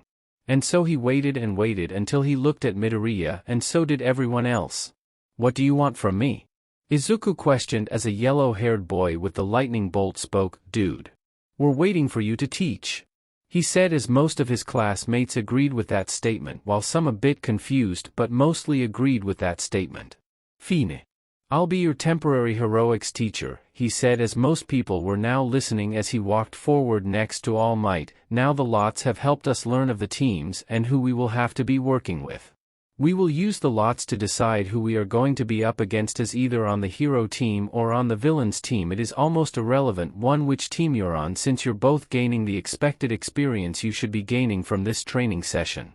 Now let's draw. Izuku finished as he grabbed a ball from 2 of the boxes and pulled them out, revealing Team A being the villains and Team D being the heroes. It's Team A as the villains against Team D who are the heroes, those 2 teams being Izuku Midoriya and Mezu Shoji up against Katsuki Bakugo and Tenya Lida. All Might, you have been awfully silent, so could you lead the students who aren't competing towards the observation room to hopefully learn from this demonstration, as you could call it. Izuku finished giving slight sass towards All Might as he lead the others into the observation room as Midoriya lead Shoji into the building but telling the others to wait as Bakugo yelled at him, shut up you shitty deku, you don't get to tell me what to do, he yelled out as Midoriya ignored him and made his way to the top of the floor towards the weapon. UA High Observation Room.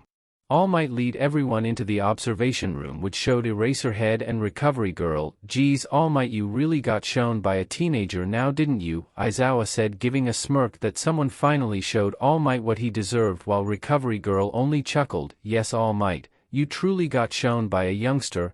Oh, how the mighty have fallen. Recovery Girl finished talking, leaving an embarrassed All Might as he tried to shrug it off. Why yes, I know that much. He is surprisingly better at teaching than me. Despite all my lessons on how to be a teacher, All Might admitted to himself not having much experience teaching, which made Izuku seem even better as he worked together with Shoji talking to him about where to put the weapon while Aizawa and Recovery Girl walked away. UA Haifo City Building. Shoji and Izuku were talking on where to put the bomb and how they would strategize against their enemy. As Izuku explained, we should put it on the top floor due to gaining a height advantage against our enemy who don't or won't use their flight.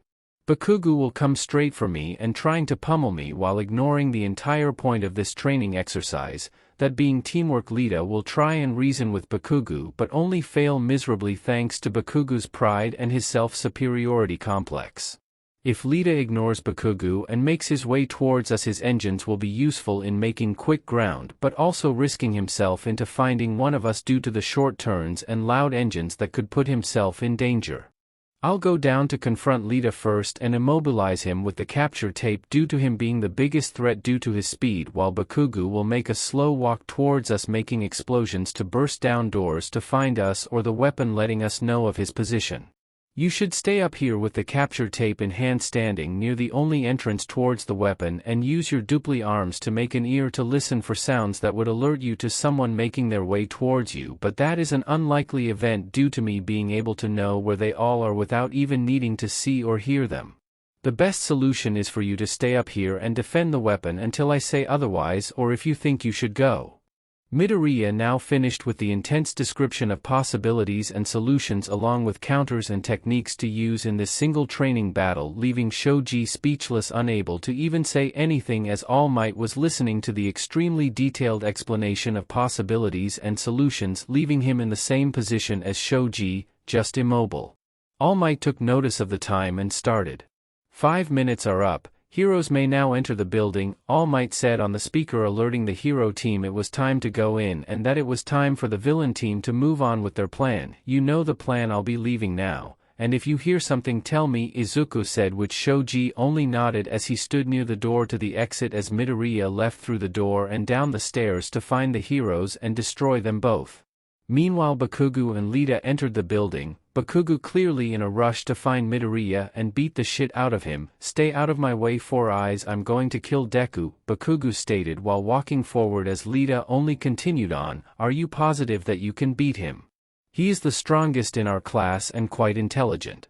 We will have to work together to defeat such a strong foe, Lita said, which only infuriated Bakugo even more. I said stay out of my way, Four Eyes, I don't need you, I'll beat Deku by myself with no help, Bakugo yelled out, which only stumped Lita as he remembered from Midoriya is that the whole point of this exercise is teamwork. Something that Bakugo lacks. Alright then, it's not smart to go off by myself, so I'll have to follow Bakugo, but he refuses my help. I still have to stick with him if he is in trouble, Lita thought as they were going up the stairs to the second floor as they kept on walking. There they are, Izuku thought as he was behind a corner Bakugo and Lita would pass through. I'll have to fly so they don't hear me, Midoriya thought again as he started levitating slightly, preparing a punch as they would soon turn the corner. Alright, wherever that damn nerd is, I'll crew dash. He was interrupted when Midoriya punched him straight in the force, throwing him towards Lita as he failed to catch him and both fell over. You'll have to be quicker than that. If I was a real villain, I could have killed you right then and now, but that wouldn't be an experience gaining moment now, right? Izuku stated as he walked out of the corner, no longer floating to face the two students. Seems you're more intelligent and perceptive than I thought, villain, Lita stated, playing the hero of this training exercise, which Izuku didn't give an answer to. Your efforts will be for nothing, you pathetic excuses of heroes, Midoriya stated, more villain-like, which only surprised Lita, but at the same time Bakugo was getting up from the hit that sent him flying. UA High Observation Room. Everyone watched the devastating punch thrown by Midoriya that left Lita and Bakugo on the floor. A sneak attack like that. What kind of man throws cheap crap like that? A redhead said, pushing his fists together. He's playing the part, acting like how a true villain would. He even knows how to talk like one, All Might answered, which made the redhead understand as they all took note of the acting mentioned by All Might. UA Haifo City Building. Damn it, how is the damn nerd so strong? Bakugo thought as he was charging at Midoriya despite Lita's efforts to make Bakugo reconsider his attack. Damn Deku, you think you're better than me? I'll show you, you bug, Bakugo said while moving with his explosions to gain speed and attack Izuku. Bakugo got close enough to Midoriya and used a powerful explosion on here which destroyed the walls over so slightly. Bakugo smirked knowing he hurt Izuku, but when the smoke cleared it only revealed Midoriya without a single scratch on his face or his hair or his hero costume, no damage inflicted onto him. Lita and Bakugo were surprised to see him without any damage despite from a powerful attack. It's not use if we fight. We have to go for the weapon. Bakugo, follow me. Lita yelled out while Bakugo only charged at Midoriya, ignored his plea. Alright then. You hold Midoriya off while I'll find the bomb. Lita said, rushing off trying to find the bomb while Bakugo charged at Midoriya trying to hurt him but failing miserably.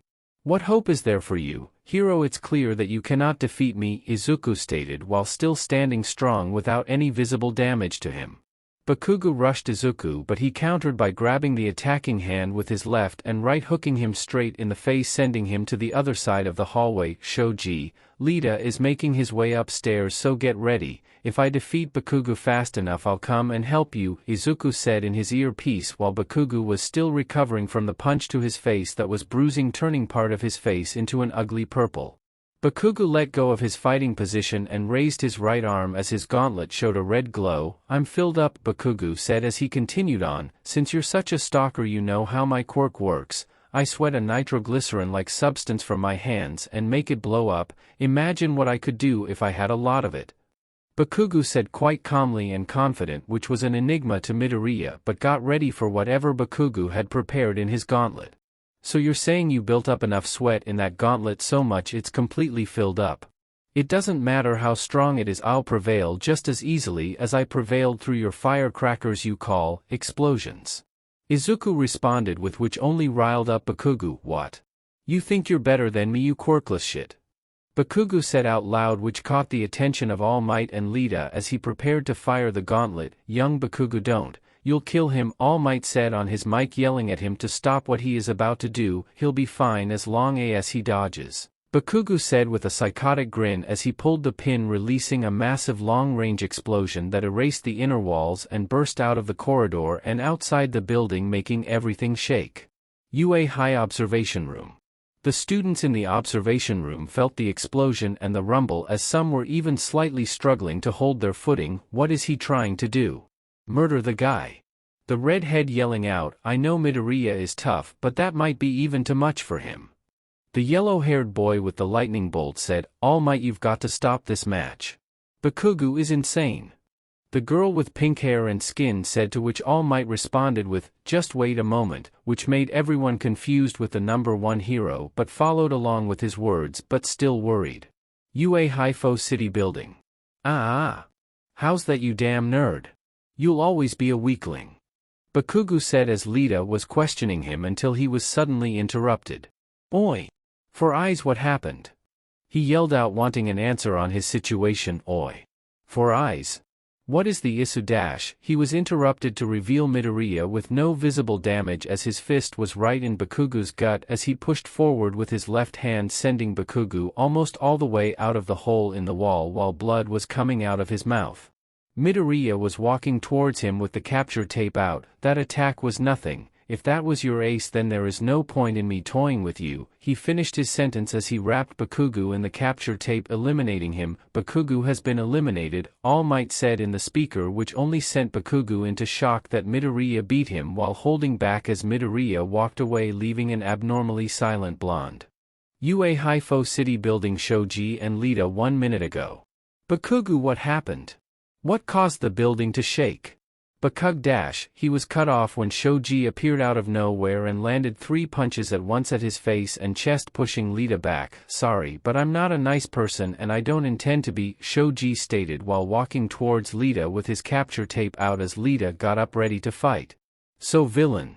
You choose to fight me. I have no choice but to accept, Lita responded so mannerly as he rushed with his engine towards Shoji, preparing to land a kick towards the 6-armed boy. Recipro, extend.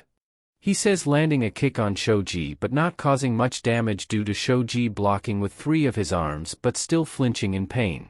Lita stood back but Shoji lunged at Lita, creating duplicate arms, landing dozens of punches on Lita's body but not enough to knock him down as Lita ran away from Shoji to gain some space to attack.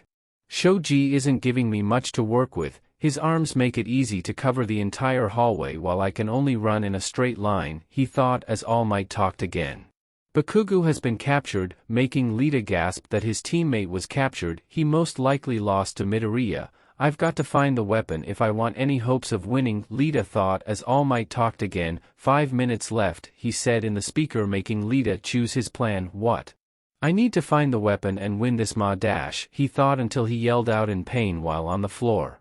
He turned around to see smoke behind him and to see Midoriya behind the smoke with his hand raised and open, pointing towards Lita as he fired another red and orange energy blast, making him groan in pain. You need to learn how to think fast in a situation and decide if you can win this fight before even landing a hit.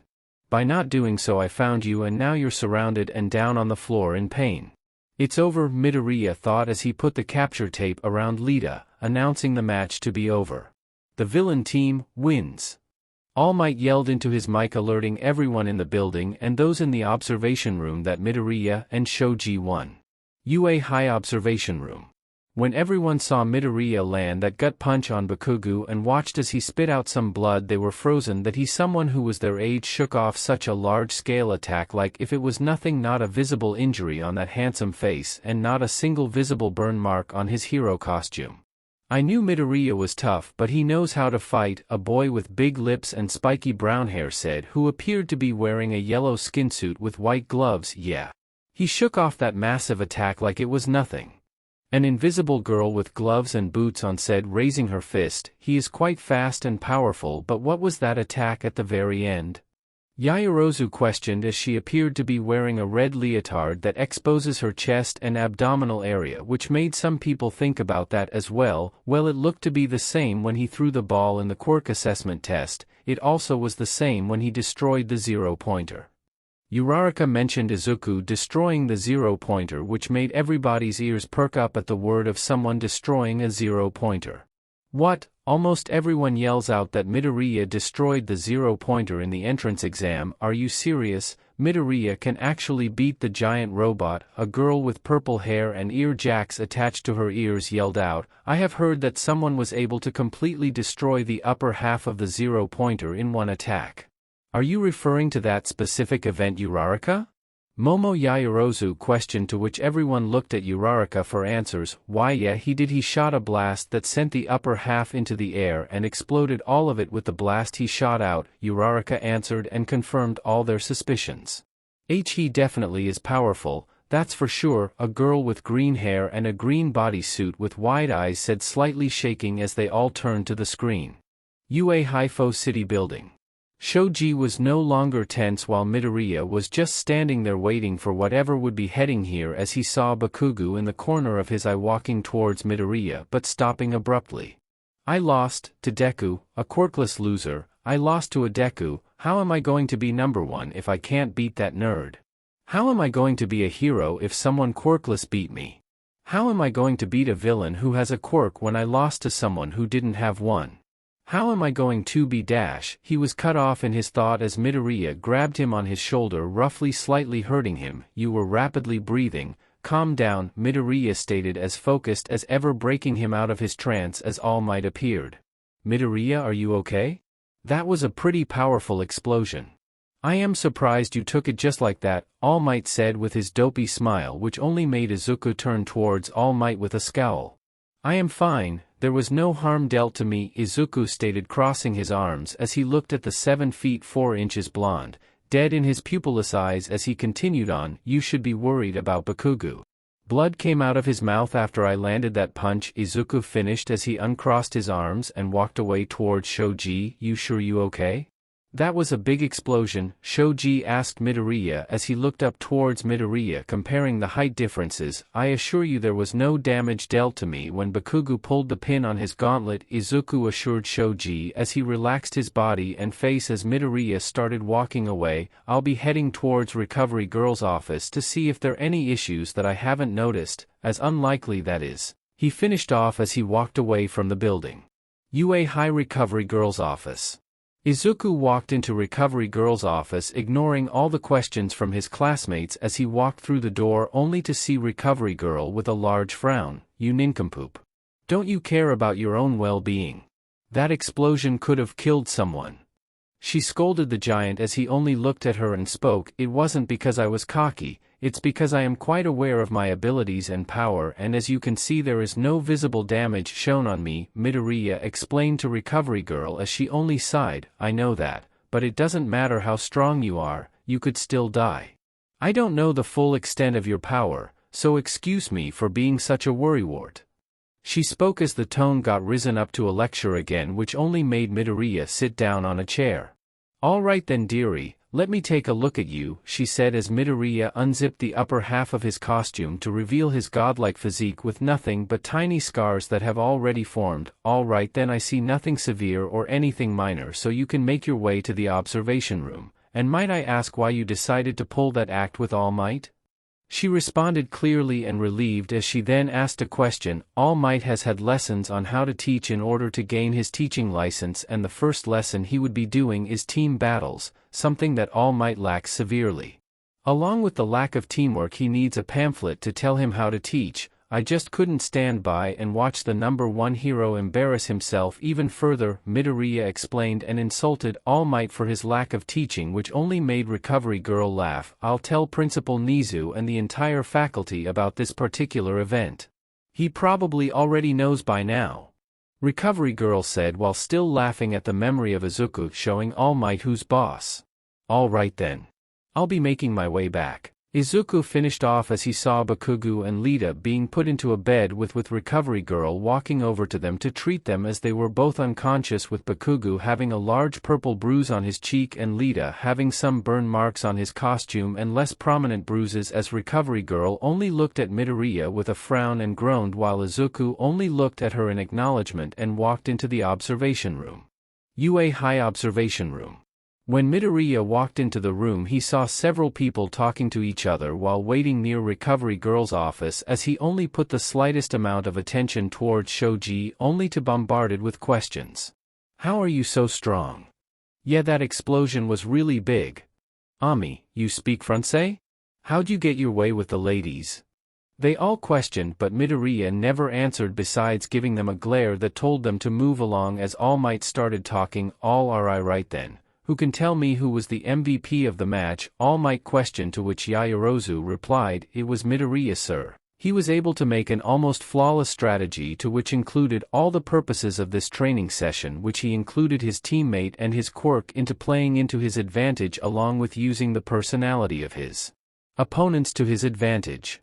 Overall, he dominated the entire match physically, mentally, emotionally, and strategically, Yaoyorozu explained to everyone, to which Izuku didn't even bat an eye towards. This girl really knows her stuff. She was saying more than I was planning to say, All Might thought, acknowledging her brilliant mind. I concur with Yaoyorozu's statement, All Might, Tokoyami added on as Dark Shadow appeared. Yeah. Midoriya is the best, Dark Shadow. Tokoyami responded to Dark Shadow's yelling, while some people snickered at the Shadow Bird's statement, to which Yaoyorozu continued on, now I recall it, why didn't you move out of the way of the massive explosion, Midoriya? Yaoyorozu questioned, slightly blushing that she was talking to Midoriya, to which he responded, the explosion was Bakugo's last, but fleeting chance to beat me, so I decided to play along and make him think he was superior, but in the end I was crushing his ego. I was fast enough to knock out Bakugo, but he needs to learn that he is not invincible, and that his ego is the most dangerous thing to himself, and in the end, it will kill him or kill others if he doesn't learn to help it. Izuku explained that he was trying to help Bakugo while being violent at the same time, displaying his intellect for the millionth time. Can we move on to the next match now? Midoriya said, interrupting the silence that made everyone move with their next matches. Midoriya was paying attention to the matches to see what everyone's skill level was compared to his own as he watched the second match, which was Ochiko Uraraka and Shoto Todoroki as the heroes up against Toru Hagakure and Ojiro Mashireo. Midoriya wasn't glad to see that Todoroki had frozen the entire building while taking advantage of the fact it was a test and there was no real imminent danger around them. Now who was the MVP of this match? It seems obvious to me, All Might stated, to which everyone agreed with who it was besides Midoriya. If you think it's the one who froze the building, then you are sorely mistaken. There is no MVP for this round, Izuku stated, drawing the attention to him as they all looked confused with his answer as he explained. Todoroki took advantage of the fact that it was a test and froze the entire building regarding the possible situations that could be in the building. And the actual dangers if it was real life. By freezing the building, you are risking the possible civilians that could be in the building and making the weapon detonate due to the vast change in room temperature, killing everyone in the vicinity, Midoriya explained to everyone as Yaoyorozu agreed with his answer, making everyone believe his answer. Midoriya, you are strong, Todoroki thought. It was now the next match, which showed Hantashiro and Ijiru Kirishima, who were the villains, versus Fumikage Tokoyami and Tsuyu Azui, who were the heroes. Hey Midoriya. Who do you think will why dash? The yellow-haired boy with the bolt was cut off as he saw Midoriya in the back floating there in a meditative position with a slight red aura around him as people thought he wasn't paying attention. The matches ended in the favor of Fumikage Tokoyami and Tsuyu Azui as they proved to be a good team in matters of compatibility and awareness, while Shiro and Kirishima were trying their best to beat the team in the small area they were in. Now who is the MVP for this round? All Might said as Midoriya spoke with his eyes still closed and in his meditative pose. It was Tsuyu. She was able to look at the situation and use her quirk to her fullest while providing emotional support and level-headedness to her teammate and combat ability, using her strongest traits to support Tokoyami, who attacks from a distance. Izuku finished with his eyes still closed while Tsuyu was looking away in a blushing manner that he thought she was the MVP of this round, while Momo Yaoyorozu only confirmed his response. The next match was Momo Yaoyorozu and Minoru Mineta, who were the villains, up against Kyuka Jairu and Denki Kaminari, who were the heroes. Momo Yaoyorozu was creating barricades in order to seal off the door with her vast and eventually powerful quirk, while Mineta was looking at her rear, which made Midoriya grumble slightly, but catching the ears of some people who didn't understand as in why Midoriya grumbled like that. Now who can tell me the MVP of this match now? All Might said, to which everyone looked at Midoriya. Yaoyorozu was the MVP. She used her intellect and little knowledge she had on the enemy team to predict their movements without much help from her teammate Mineta. Izuku finished as he opened one eye to look at Mineta, freezing him in place due to him being the scared one. Mineta, don't be stupid, I took notice of what you were looking at. So don't do it again, Midoriya said rationally and coldly with the slightest amount of fury in his tone in his eyes, but for everyone else they felt a wave of wrath and rage as Mineta fainted from the shock, while Yaoyorozu was following in Tsuyu's footprints and blushed at the defense of her and Izuku, saying she was the MVP, while most girls felt jealous on the inside. The next and final team was Koji Koda and Rikido Sato as the villains, fighting Yuga Aoyama and Mina Ashido, who were playing the heroes. Midoriya was still meditating as he took notice of the teams that would be facing each other off, and he wasn't absolutely sure on who would win since he viewed them during the quirk assessment test and their quirks don't work well together compared to the others. Alright then, the last match has ended. Now who was the MVP of his round? All Might said as all eyes turned to Izuku. There isn't a clear MVP among the four, but it's Koda. He used his quirk despite of how shy he can be, and that gained a view on his opponent while also having the ability to attack without needing to get close to them. Izuku responded, which made Koda go wide-eyed as some people cheered him, making him go red in embarrassment. Everyone, this concludes your first foundational hero study lesson. Almost everyone sighed in relief and cheered that their first lesson is over so fast, while Midoriya practically disappeared with Tokoyami following behind. UA High Male Changing Room. Midoriya was first to make it in, followed by Tokoyami, as everyone else was far behind as Midoriya asked Tokoyami's question before he could. You can speak telepathically with Dark Shadow now, can you? And he has been begging you to ask me how you two can fly. Midoriya finished with Tokoyami's question, leaving him wide-eyed that someone figured out he could speak telepathically with Dark Shadow when he is inside of him. How did you know? Tokoyami questioned, stuttering in the beginning as Izuku responded, he is sentient and part of your quirk, so he is always inside of you like an inner voice. And about your question, Izuku responded and reminded Tokoyami and Dark Shadow what they wanted. Oh, apologies, how do I and Dark Shadow fly? Fumikage questioned as they both got dressed into their school uniform and went into an empty hallway. It is quite simple. Dark Shadow is constantly floating for an infinite amount of time, so why can't he carry you and float upward at the same time? Izuku gave his answer as he heard noise from the hallway, but ultimately ignored it as Dark Shadow showed up and appeared to be trying to hug Izuku for his guidance, but failing due to Izuku blocking his face and mouth with his hand. We need to go back to class, Izuku stated to Tokoyami as he retracted Dark Shadow back inside of him as Midoriya already left to Class 1A, leaving Tokoyami behind. UA High Class 1A. When Midoriya entered the classroom, all eyes turned to the sound of the door opening as they saw Izuku. Some rushed over to him. Hey, Midoriya's back. A boy with red spiky hair showed up looking upward at Midoriya. Man, aren't you just incredible? He continued on as a boy with short black hair spoke. Yeah. You beat both Bakugo and Lita without breaking a sweat. And your brain is like a maze, he spoke up. Yeah. You were so awesome there. Some people even tried to play their role because of you. A girl with pink hair and pink horns showed up, raised her arms up. Yeah. You really know how to fight, don't you? A boy with big lips and spiky brown hair said, you're quite elegant, Ami, and you speak Français like moi, but not as sure. A boy with bright yellow hair and purple eyes said as he was interrupted by the pink-haired girl, I could hear the punches from all the way in the observation room, she stated as the redhead started speaking again. I'm Ajiru Kirishima, the redhead said, confirming to be Kirishima. We were discussing our results and we were planning on talking to you, but you were floating, so we didn't want to interrupt, he stated slightly sheepishly but still happy. I'm Hantasiro, the black-haired boy called Hantasiro said, and I'm Aoyama I'm Mina Ashido. And you were just so cool, she interrupted the yellow-haired purple-eyed boy as a girl with green hair appeared from behind the crowd. I'm Tsuyu Azui, but please call me Tsu. The long green-haired girl with wide eyes said, looking at the tall teen who towered over everyone else. Hey, I'm Sato. The boy with big lips and spiky brown hair called himself Sato instead of his full name Rikido Sato. And my name is Mineta, a short boy with purple balls on his head said, jumping into the air but only reaching slightly below Midoriya's solar plexus due to him being 3 feet 6 inches and Midoriya being 6 feet 11 inches, and I am the sparkly star known as Yuga Aoyama. The boy with the blonde hair and purple eyes finally started yelling out to gain Izuku's attention and Tokoyami, who slipped by to sit on a table. So noisy, he said quickly and focused as Izuku saw Lita quickly running up to him to reprimand him, which he only ignored. I'm Izuku Midoriya.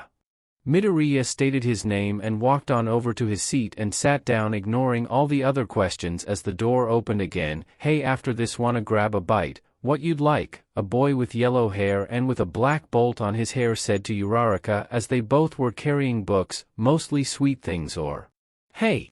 Midoriya, Uraraka said as she was swiftly cut off after almost using the word deku as a nickname for Midoriya. The sudden interruption of Midoriya with a colder and louder tone had everyone frozen and made Uraraka feel like she just made the biggest mistake of her entire life. I'll be leaving now, Midoriya finished off his sentence as he grabbed his bag and leaving everyone else behind, only having 3 people follow him out. UA High Front Gates. Midoriya made it outside of UA as he was confronted by Tokoyami and Shoji, who were heading towards Izuku. Midoriya, Tokoyami said, gaining Izuku's attention. Yes, he responded dully, I just wanted to say thank you for giving me your dark and excellent wisdom, Tokoyami responded, bowing downward in gratitude, while Shoji spoke up. I also wanted to thank you for not just doing everything by yourself, considering how strong you are, but you actually included me into your strategy. Shoji thanked as he bowed slightly forward as Bakugo ran up to the trio. Oi Deku, he yelled out, which made Fumikage and Mezu frown that someone called Midoriya useless when he is the farthest thing from useless. Izuku hummed, letting Bakugo know he has his attention. What's the deal with your hidden quirk, HUH? Bakugo yelled out, which only confused Tokoyami and Shoji. Midoriya, do you two know each other? Shoji questioned as Izuku answered, we went to the same middle school all the way until UA, and Bakugo still had his massive ego, so he interacted with me many times, Izuku explained, shedding some light onto the context of this situation. You're quirkless, so how did you win? Bakugo yelled out the fact that Midoriya was quirkless in Aldera, which only confused Shoji, Tokoyami, and eventually Dark Shadow, who appeared to be angry. Shut up, Blondie. Don't talk to Izuku like that. Dark Shadow said, getting angry that someone was deeming Izuku lower than him despite losing to him in a fight in every way possible.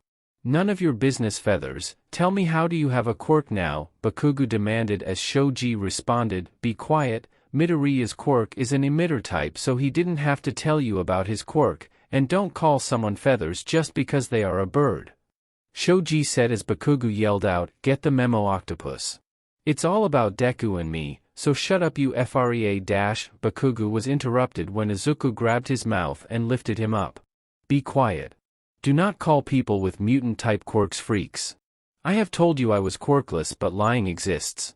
And if you think you are a threat to me, then you are sorely mistaken. Izuku said the last word with venom that made Bakugo stop flailing around, making Izuku drop him as he walked past Shoji and Tokoyami, who were just stunned.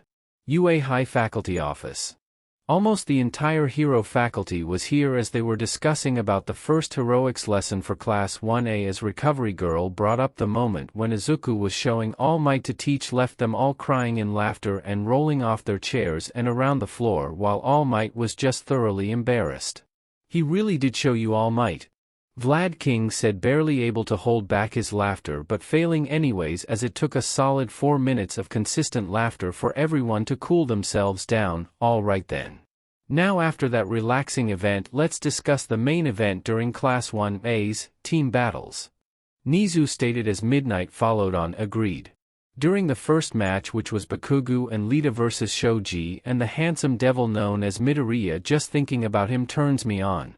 She stated, filled with vigor, which only made some teachers groan at her usual antics. They couldn't blame her thanks to her horny personality and the good looks of Izuku, which was a recipe for lust. Now moving on. Izuku was fighting Bakugo, who was easily overwhelmed by Izuku's attacks, which ended up creating a massive explosion from Bakugo's support gear that should have killed him, but later on he appears to have no physical damage and lands a blood-spitting punch in Bakugo's stomach, sending him flying while wrapping the tape around Bakugo and eliminating him. Ectoplasm summarized the main event of the lesson as they all wondered on just how strong is Izuku. Inside One for All. The users of One for All were discussing what they saw when All Might was teaching his first hero lesson, but a few still snickered in remembrance of Izuku teaching the teacher on how to teach. But currently they were trying to figure out just who is Midoriya Izuku. No normal child should be that strong or skilled, Fourth said, quickly followed up by Fifth. Diagnostit. It's not wrong that he is really strong, it's just concerning on how he got that strong, Fifth said reasonably for once. And that explosion from the blondie could have killed someone. I'm just glad Izuku could take it, Seventh said with worry and relief for someone she hasn't even met. Is this your motherly instincts kicking in? Sixth teased as he heard and saw Seventh stuttering and sputtering, earning him a chuckle. He is stronger than most, which is fine but also concerning. I hope we get to learn more about him, hopefully, First said with hope but worry. Outside One for All. Izuku's background just further proves on how powerful he is. He went to Aldera Middle School and got 100% on every test, both physical and written. Completed out written exam with 100% and got the highest score in the practical exam, making him the first person in all of UA to get a perfect score. Nizu summarized Izuku and who he was as he continued on, his strength does come with his quirk but also because he worked for it. It is quite concerning to what he might have to go through in order to become so powerful. For example, he was able to survive Bakugo's gauntlet explosion without a single scratch or bruise on him, despite the explosion being strong enough to come out of the other side of the building and completely destroying the stone around it, Nizu pronounced, which made some teachers go wide-eyed since they haven't seen the video. After saying those words, Midnight carried on, he's so big, handsome and powerful. Just thinking about him is making me turned on. I'll get my chance with him eventually. She was cut off when Mr. Snipe smacked the back of her head with his hand, slow down their partner. I know you love the lad. But he is still in school. You'll get your chance, Snipe said, lecturing her but comforting her at the same time, which made her extremely hopeful and horny. Now. The next hero lesson will be about rescue. Eraser, 13 and All Might keep an eye on Izuku and his behavior. Yes sir, the three pros responded, ending the meeting like that. HPSC facility. Izuku went through the doors to see Kigurumi and Kana just waiting. As soon as they took notice of Midoriya, they stood up to greet him. So Izuku, how was your first hero lesson? Rumi was happy, mostly, but also curious for his thorough answer. We heard of the fact that today you would be having your first hero lesson, so we just wanted to make sure that it's all fine, Kana explained on how they knew, to which Izuku walked up towards his room explaining it all. Our teacher was All Might, who needed a pamphlet to teach, making him a terrible teacher, so I had to be the one to instruct everyone. That earned a few snickers coming from the three pros. While still walking, I had to face off against Bakugo, who used a massive explosion that could have killed someone if it was me. Despite all of it, he was defeated easily. The three pros were mad that someone they despised attacked Izuku with a move that could have killed someone. They despise and hate him even more. Didn't All Might try to stop him? Rumi said with fury. He tried but only with words which ended in me taking the explosion on purpose.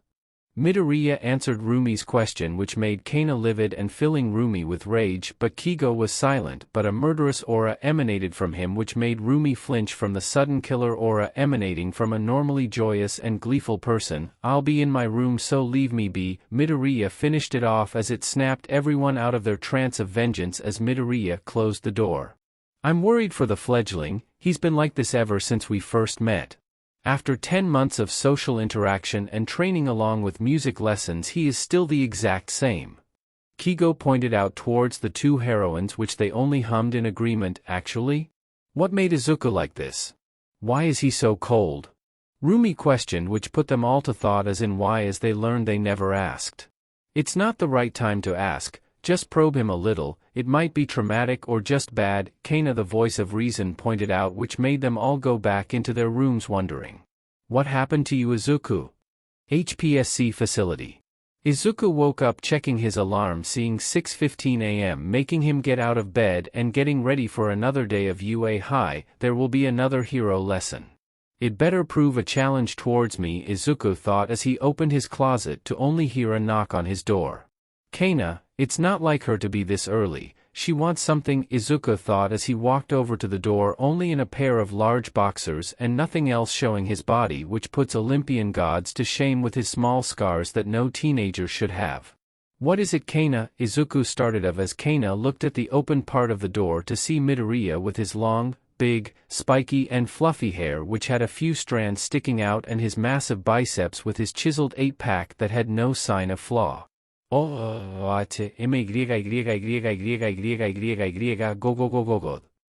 thought of, clearly shocked to see Izuku wearing nothing but a pair of boxers, showing off his muscles to the entire world, making her blush so much that steam was coming off of her and a fountain of blood coming out of her nose. Do you not have a question? He tried to snap her out of whatever she was fixed on, which didn't work as she stumbled backwards a little thanks to Midoriya's body. After 2 minutes, Midoriya clenched her shoulder a bit tight, breaking her out of her trance as she realized what she wanted. I'm sorry, Izuku. I was just wondering if you want to practice some more with music? She asked as she bowed forward, apologizing for her days. It's fine. I have time so we can practice, Izuku stated as he went back inside, leaving the small door crevice open which made Kana what he had inside. All right, I'm ready, he said, coming back wearing a long-sleeved t-shirt and sweatpants which made Kana smile. All right then, let's go, she said, leading Izuku to her room. UA High entrance. I guess I'll be later than usual. How Gria his thoughts were interrupted when Shoji and Tokoyami ran up from behind, slightly sweating. Hello Midoriya, it's surprising to see you here. The Raven head said, more joyous than usually as Dark Shadow appeared to explain. Thank you Midoriya, he yelled out, trying to hug Midoriya but failing to do so because of one large hand. I'm assuming you've learned how to fly, save the explanation. Shoji grunted in surprise that someone who didn't have flight capabilities now can take flight. Let's make this quick, we need to get to class. Midoriya finished it off, walking away towards UA as the other two followed from behind. What is that crowd? Izuku thought as the other two noticed from behind to see a crowd at the front gate as they approached it. How is All Might as a teacher? Someone with a mic said towards UA students. Has All Might told you what his quirk is? Another person with a mic said towards UA students. What has All Might taught you and why? Another person with a mic said towards UA students. He's very muscular. Achiko said with hope that what she said was helpful but was entirely obsolete. He is the #1 hero. His teaching method are complex, Lita stated, completely wrong in the eyes of Izuku. And what about YU? A female report said as she looked upward towards the towering height of Izuku as he responded, you shouldn't be here, asking questions towards people who need to get to class, and if I do answer a question it won't help. He spoke as cold as ever, which made some reporters flinch as one carried on. We just want one official statement from UA about All Might being a teacher, then we will leave. The reporter said that the student will leave, but he didn't budge. The issue with the media is that if I give you an inch you'll take a mile. I give you an answer you want a dozen more. It will be easier for us if you decide to leave, Izuku explained with an even more chillier and colder sentence as most were frozen in thought besides one idiot. We just want some questions answered from UA. This is our job, so move out of the way, brat. That sentence earned all the media and people surrounding UA fear as Midoriya released droplets of his anger but stayed with a calm expression, but people felt like they were going to be butchered. Leave, he stated as the media all backed away from the entrance as one realized who he was. Wait, you're the kid from the Slew Sludge villain incident, he said as all the reporters turned to him, and then Midoriya, to which he was already inside UA's gates with Shoji and Tokoyami following behind, only to be stopped by Eraserhead. Midoriya, thanks, Aizawa said with a small smile. I know that you hate the media, so I did you a solid. I'll be heading towards class, the green-haired teen said until Aizawa spoke. Midoriya, you're my favorite student, he said as Midoriya kept on walking. Really, Shota? That's a first. Present, Mike said from wherever he was as Eraserhead just grunted as he went to class. UA High Class 1A. Most of Class 1A was seated as the door busted open. Everyone. Homeroom is about to begin. Take your seats. Lita yelled out as it showed that everyone was sat down besides Lita. You're the only one not sitting down, Kirishima said, slightly confused. Yeah, we are all sitting down, Lita. Siro said, which only left Lita sitting down with his teeth gritted. Don't sweat it. Uraraka tried to keep Lita happy but not doing well. All right then everyone, this will be the most important decision of the 3 years you'll be in UA High. Mr. Aizawa walked in and said, leaving almost everyone on edge wondering what it would be. You'll be choosing your class representatives. He fooled everyone, making everyone lose their edge and tenseness as it erupted into yells. Pick me. I want to be class rep. Kirishima said, raising his hands up. Come on, let me have the role. The boy with the bolt said. Over my dead body, Kaminari, you're too dumb to be class rep, a girl with short purple hair and ear jacks said, raising her hand up. If I'm class rep, I'll make the girl's skirts down to 5th dash. Mineta was interrupted by his perverted comment by Lita yelling, everyone. The class rep has to be the most suited, not because if they want to be but because they can be. It's best if we settle this democratically. Right, Mr. Aizawa? He said as Aizawa went into his yellow sleeping bag to sleep. Do whatever, but don't wake me up, he said as he fell to his right side. But won't it be more difficult? It's only our second official day of UA, Kirishima said. Yeah, how can we trust anyone? Tsuyu said, to which Lita explained, then whoever gets the most votes will be the most trusted and well-suited.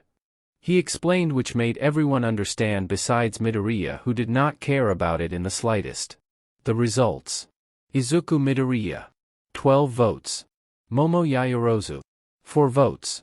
I'm too lazy to write them all out, so just take it and leave it. I got the most votes for class president by far, Izuka thought as Bakugu yelled out, who chose the damn nerd, he yelled out, making some people jump at the sudden hostility and noise. It's better than choosing for you, Siro defended Izuku. Yeah. He is smarter and stronger than you and more cooler. The invisible girl said as she stood up from her chair. I have to agree with the results. Midoriya helped me with gaining a new technique in combat that which me and Dark Shadow have always wanted to learn. After hearing Tokoyami's decision on why he chose Izuku for class rep, everyone was asking about what it was he learned from Midoriya, to which he only responded, it will be revealed, but not now. All right then, your class representative is Midoriya and his vice class representative is Yaoyorozu, Aizawa stated in his sleeping bag before going back to sleep. I will live up to your expectations as your class representative. I even might learn something from this experience, he said as he was on the podium, clearly wanting to gain something, as Yaoyorozu was by his side slightly blushing with a hand on her cheek as she was standing next to the handsome boy, which gained some attention from the girls in glee and the boys in jealousy.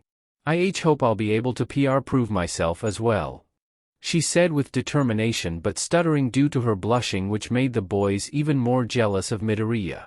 UA High Lunch Hall. When it's lunchtime, Midoriya never bothers to sit with anyone, but this time it was different. He was approached by Tokoyami Fumikage, Shoji Mezu and Momo Yaoyorozu. Do you mind explaining to me why you are sitting with me? Izuku asked as Momo explained, well, for me it's because you are the class rep. It only makes sense to do so, she spoke, trying to lighten up the mood with Izuku with a happy tone, but one can only hope. I'm here because of your helpfulness towards me, and Dark Shadow keeps yelling in my head to do so. Tokoyami explained why he is now in Izuku's presence. I'm only here because you don't look at me in a different way. You view me like everybody else. Shoji explained in some relief that someone did not care he looked like what he did look like. All right then. You can sit with me. Izuku nodded, much to their delight, as they took a seat. What do you think will be our next hero lesson? Shoji questioned the other three. I don't have much of a clue, only time will tell, Tokoyami responded as Momo thought for a moment to respond. I'm not all that sure either, but it's likely All Might will be included in the lesson. Momo tried to give a logical answer as it was now Midoriya's turn to speak. It will be rescue, he said dully, which made the other three ask how. They have given us a combat lesson on our introduction to heroics. They want to stabilize the groundwork of heroes and what are the different variations and pathways for a hero's career along with different uses and certain manipulations of quirks. Midoriya spoke, with his eyes closed, as descriptive as ever, which put them all in awe despite already hearing his impressive analysis in the combat training lesson. Warning: Level 3 security breach. All students please evacuate the building in an orderly fashion. A computer voice that announced all around the lunch hall ended whatever casual talk they all had with each other. Level 3? Tokoyami questioned as a stranger answered his question. Oh crap. A level 3 security breach means that someone broke through the UA defense system. This has never happened in the past 3 years I've been here, he said as he stood up from his seat to run for it, creating a tidal-like wave of students through the massive corridor to which the other 3 students were planning on doing so. Wait. Do not go, follow me, Izuku said, which put some calmness in the shorter 3 as the strongest one of the group was so calm as they chose to follow him into the corridor, which had a bunch of people rushing through as he pointed towards the UA entrance, showing a certain group of people. The media. How did they get through the security system? Momo said, disbelieved that the media could get through such strong defenses. I'll handle this, stay back, Izuku warned as he started to float upward while taking a breath. Everyone, he said in a loud and menacing tone which made everyone freeze in their tracks to look at Midoriya up in the air. Look out the window, it's just the media, nothing to be worried about. You should be more worried about the people you would have trampled, Izuku said as they all looked out the window as soon to be heard oh yeah, and sighs of relief could be heard as Midoriya floated back down towards Tokoyami and his group. Your food is getting cold, hurry up, he said to everyone as they all started walking back towards the lunchroom and some even helping others get up. That was quite impressive of you. I never knew you could be so noticeable. Momo said with a smile on her face as the other 2 boys nodded in response. It's fine, it's not that I'm not noticeable, I just choose not to be, he finished the conversation off as he walked towards the UA entrance. UA High entrance. Mr. Aizawa and Present Mike were currently handling the situation as they were bombarded with questions and demands from the media that somehow got in. You all need to leave, you don't have permission to be in UA, the black-haired man with eye bags said rationally and calmly despite his hatred for the media. We just want one official statement from All Might, then we will leave, one reporter said. It's All Might's day off, we aren't just going to bring him back to work, the blonde with long hair said. Hey Shota, you know they are trespassing, couldn't we just beat them all up? Present Mike whispered to Mr. Aizawa, don't, unless if you want them to tarnish your reputation. Just wait for the police to get here, he whispered back to his friend as the door to the first years opened. Midoriya, what are you doing here? Aizawa was distraught and tired to see Midoriya behind them walking out of the red and yellow door which had the number 1 on it. Everybody in the lunch hall was in a panic due to it being a level 3 security breach. I had to calm them all down, which I did successfully, he nodded as he walked next to Aizawa. You should all be leaving, you don't have permission to enter UA, he pronounced out loud for all the media to hear. It's not our fault the defense system got destroyed, an idiot explained. The defense system of UA got destroyed and you took your chance by entering a prohibited area that only people who are permitted may enter. You all caused a panic and injured UA students because you want some questions answered. Aizawa was confused at the statement of Midoriya, which only increased his hatred for the media, but he kept a dull and still face. Wait, you're saying that people got hurt because of the media walking in? The voice hero asked Midoriya. It was the media when they walked into UA that caused injuries to your UA students. After hearing the green-haired teen speak, Present Mike became furious that the media got his students hurt, but relieved that they didn't get hurt too badly thanks to Midoriya's quick and effective thinking. The media stayed silent and was about to make noise and ask questions, but those thoughts were ended once they heard police sirens, making them all walk away. Midoriya, you can go back now. Thanks for the help. The black-haired man thanked Midoriya as he didn't leave. I want to see the front gate that supposedly got destroyed by someone, he demanded silently as the two pros did nothing to stop him thinking that he deserved to see. Thank you, Midoriya. A certain voice pierced through the sounds that were nearby, which showed to be Principal Nizu with Midnight and Power Loader. I must thank you in person this time. I saw what you did with the crowd when the alarm frightened everyone, and I'm thankful for your help. Nizu was as cheerful as ever when he said those words as Midnight looked lustful for Midoriya, which made everyone roll their eyes. Besides Midoriya and Nizu, and Power Loader walked over to the front reminding everyone why they were here. This definitely is not the media at work, it's probably a villain, the excavation hero said without much doubt. It is a villain. They didn't kill anyone or appear to have done much damage to the building besides the gate. A declaration of war it seems to be, Midoriya questioned with zero doubt, completely believing himself. A declaration of war, the long-haired blonde said confused. I'm afraid Midoriya is right. Whoever did this was a sign to let UA know that someone is after us, as they appear to have a disintegration quirk, Principal Nizu said with worry as Midoriya walked forward towards the piles of dust. The quirk can be used on living organisms.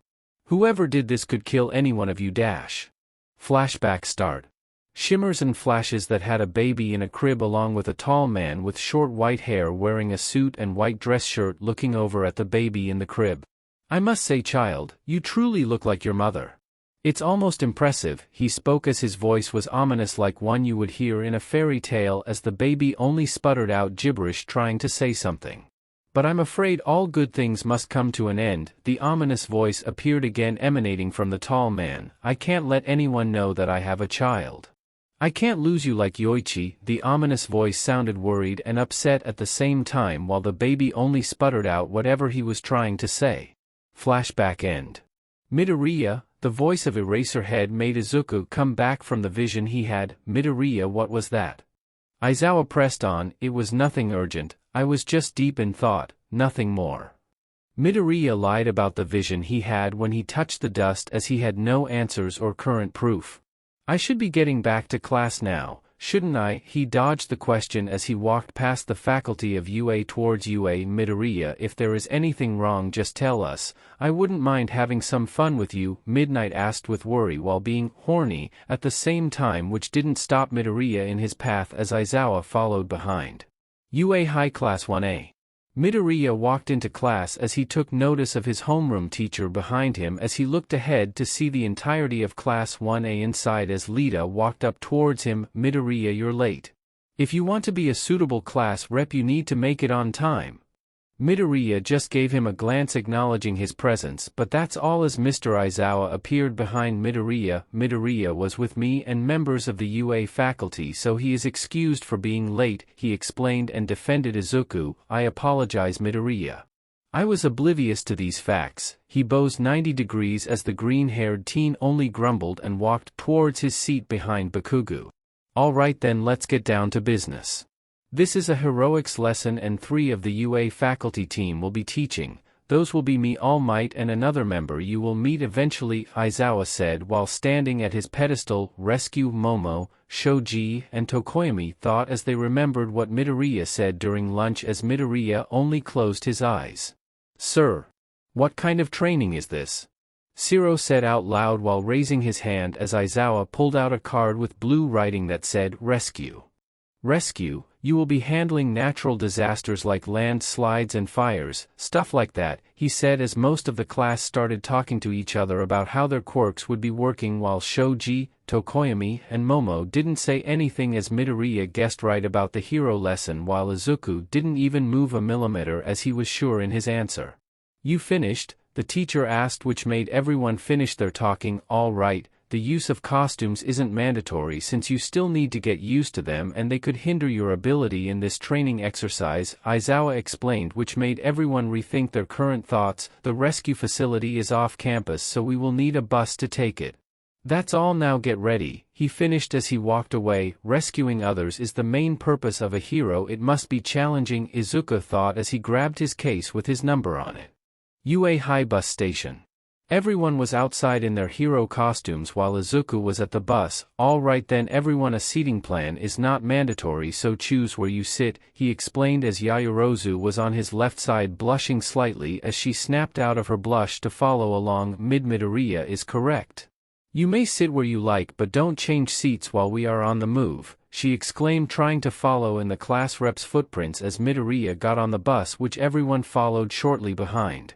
Midoriya was sitting on the edge of the row of seats that were planted in the middle of the bus, horizontally, silently meditating as the bus was moving as a female voice woke him up. Hey Midoriya, I usually speak what's on my mind, but your quirk is kind of similar to All Might's. He recognized the voice as Tsuyu Azui as his eyelids opened as he looked down towards the 5 feet 2 inches green-haired girl who was a couple seats away from him while most of the attention was driven towards the middle. My quirk is nothing like All Might's, he said with slight disgust when speaking about the symbol of peace, to which people caught on. Wait? Do you not like All Might? Mina Ashido spoke towards Midoriya, slightly shocked that someone in a hero school does not like All Might. How could someone dislike the symbol of peace? He saves everyone with utmost speed and precise, Lita followed up as everyone agreed with his word while waiting for Midoriya's word. I do not like All Might and I will not tell you why. He spoke his opinion out while not explaining as in why.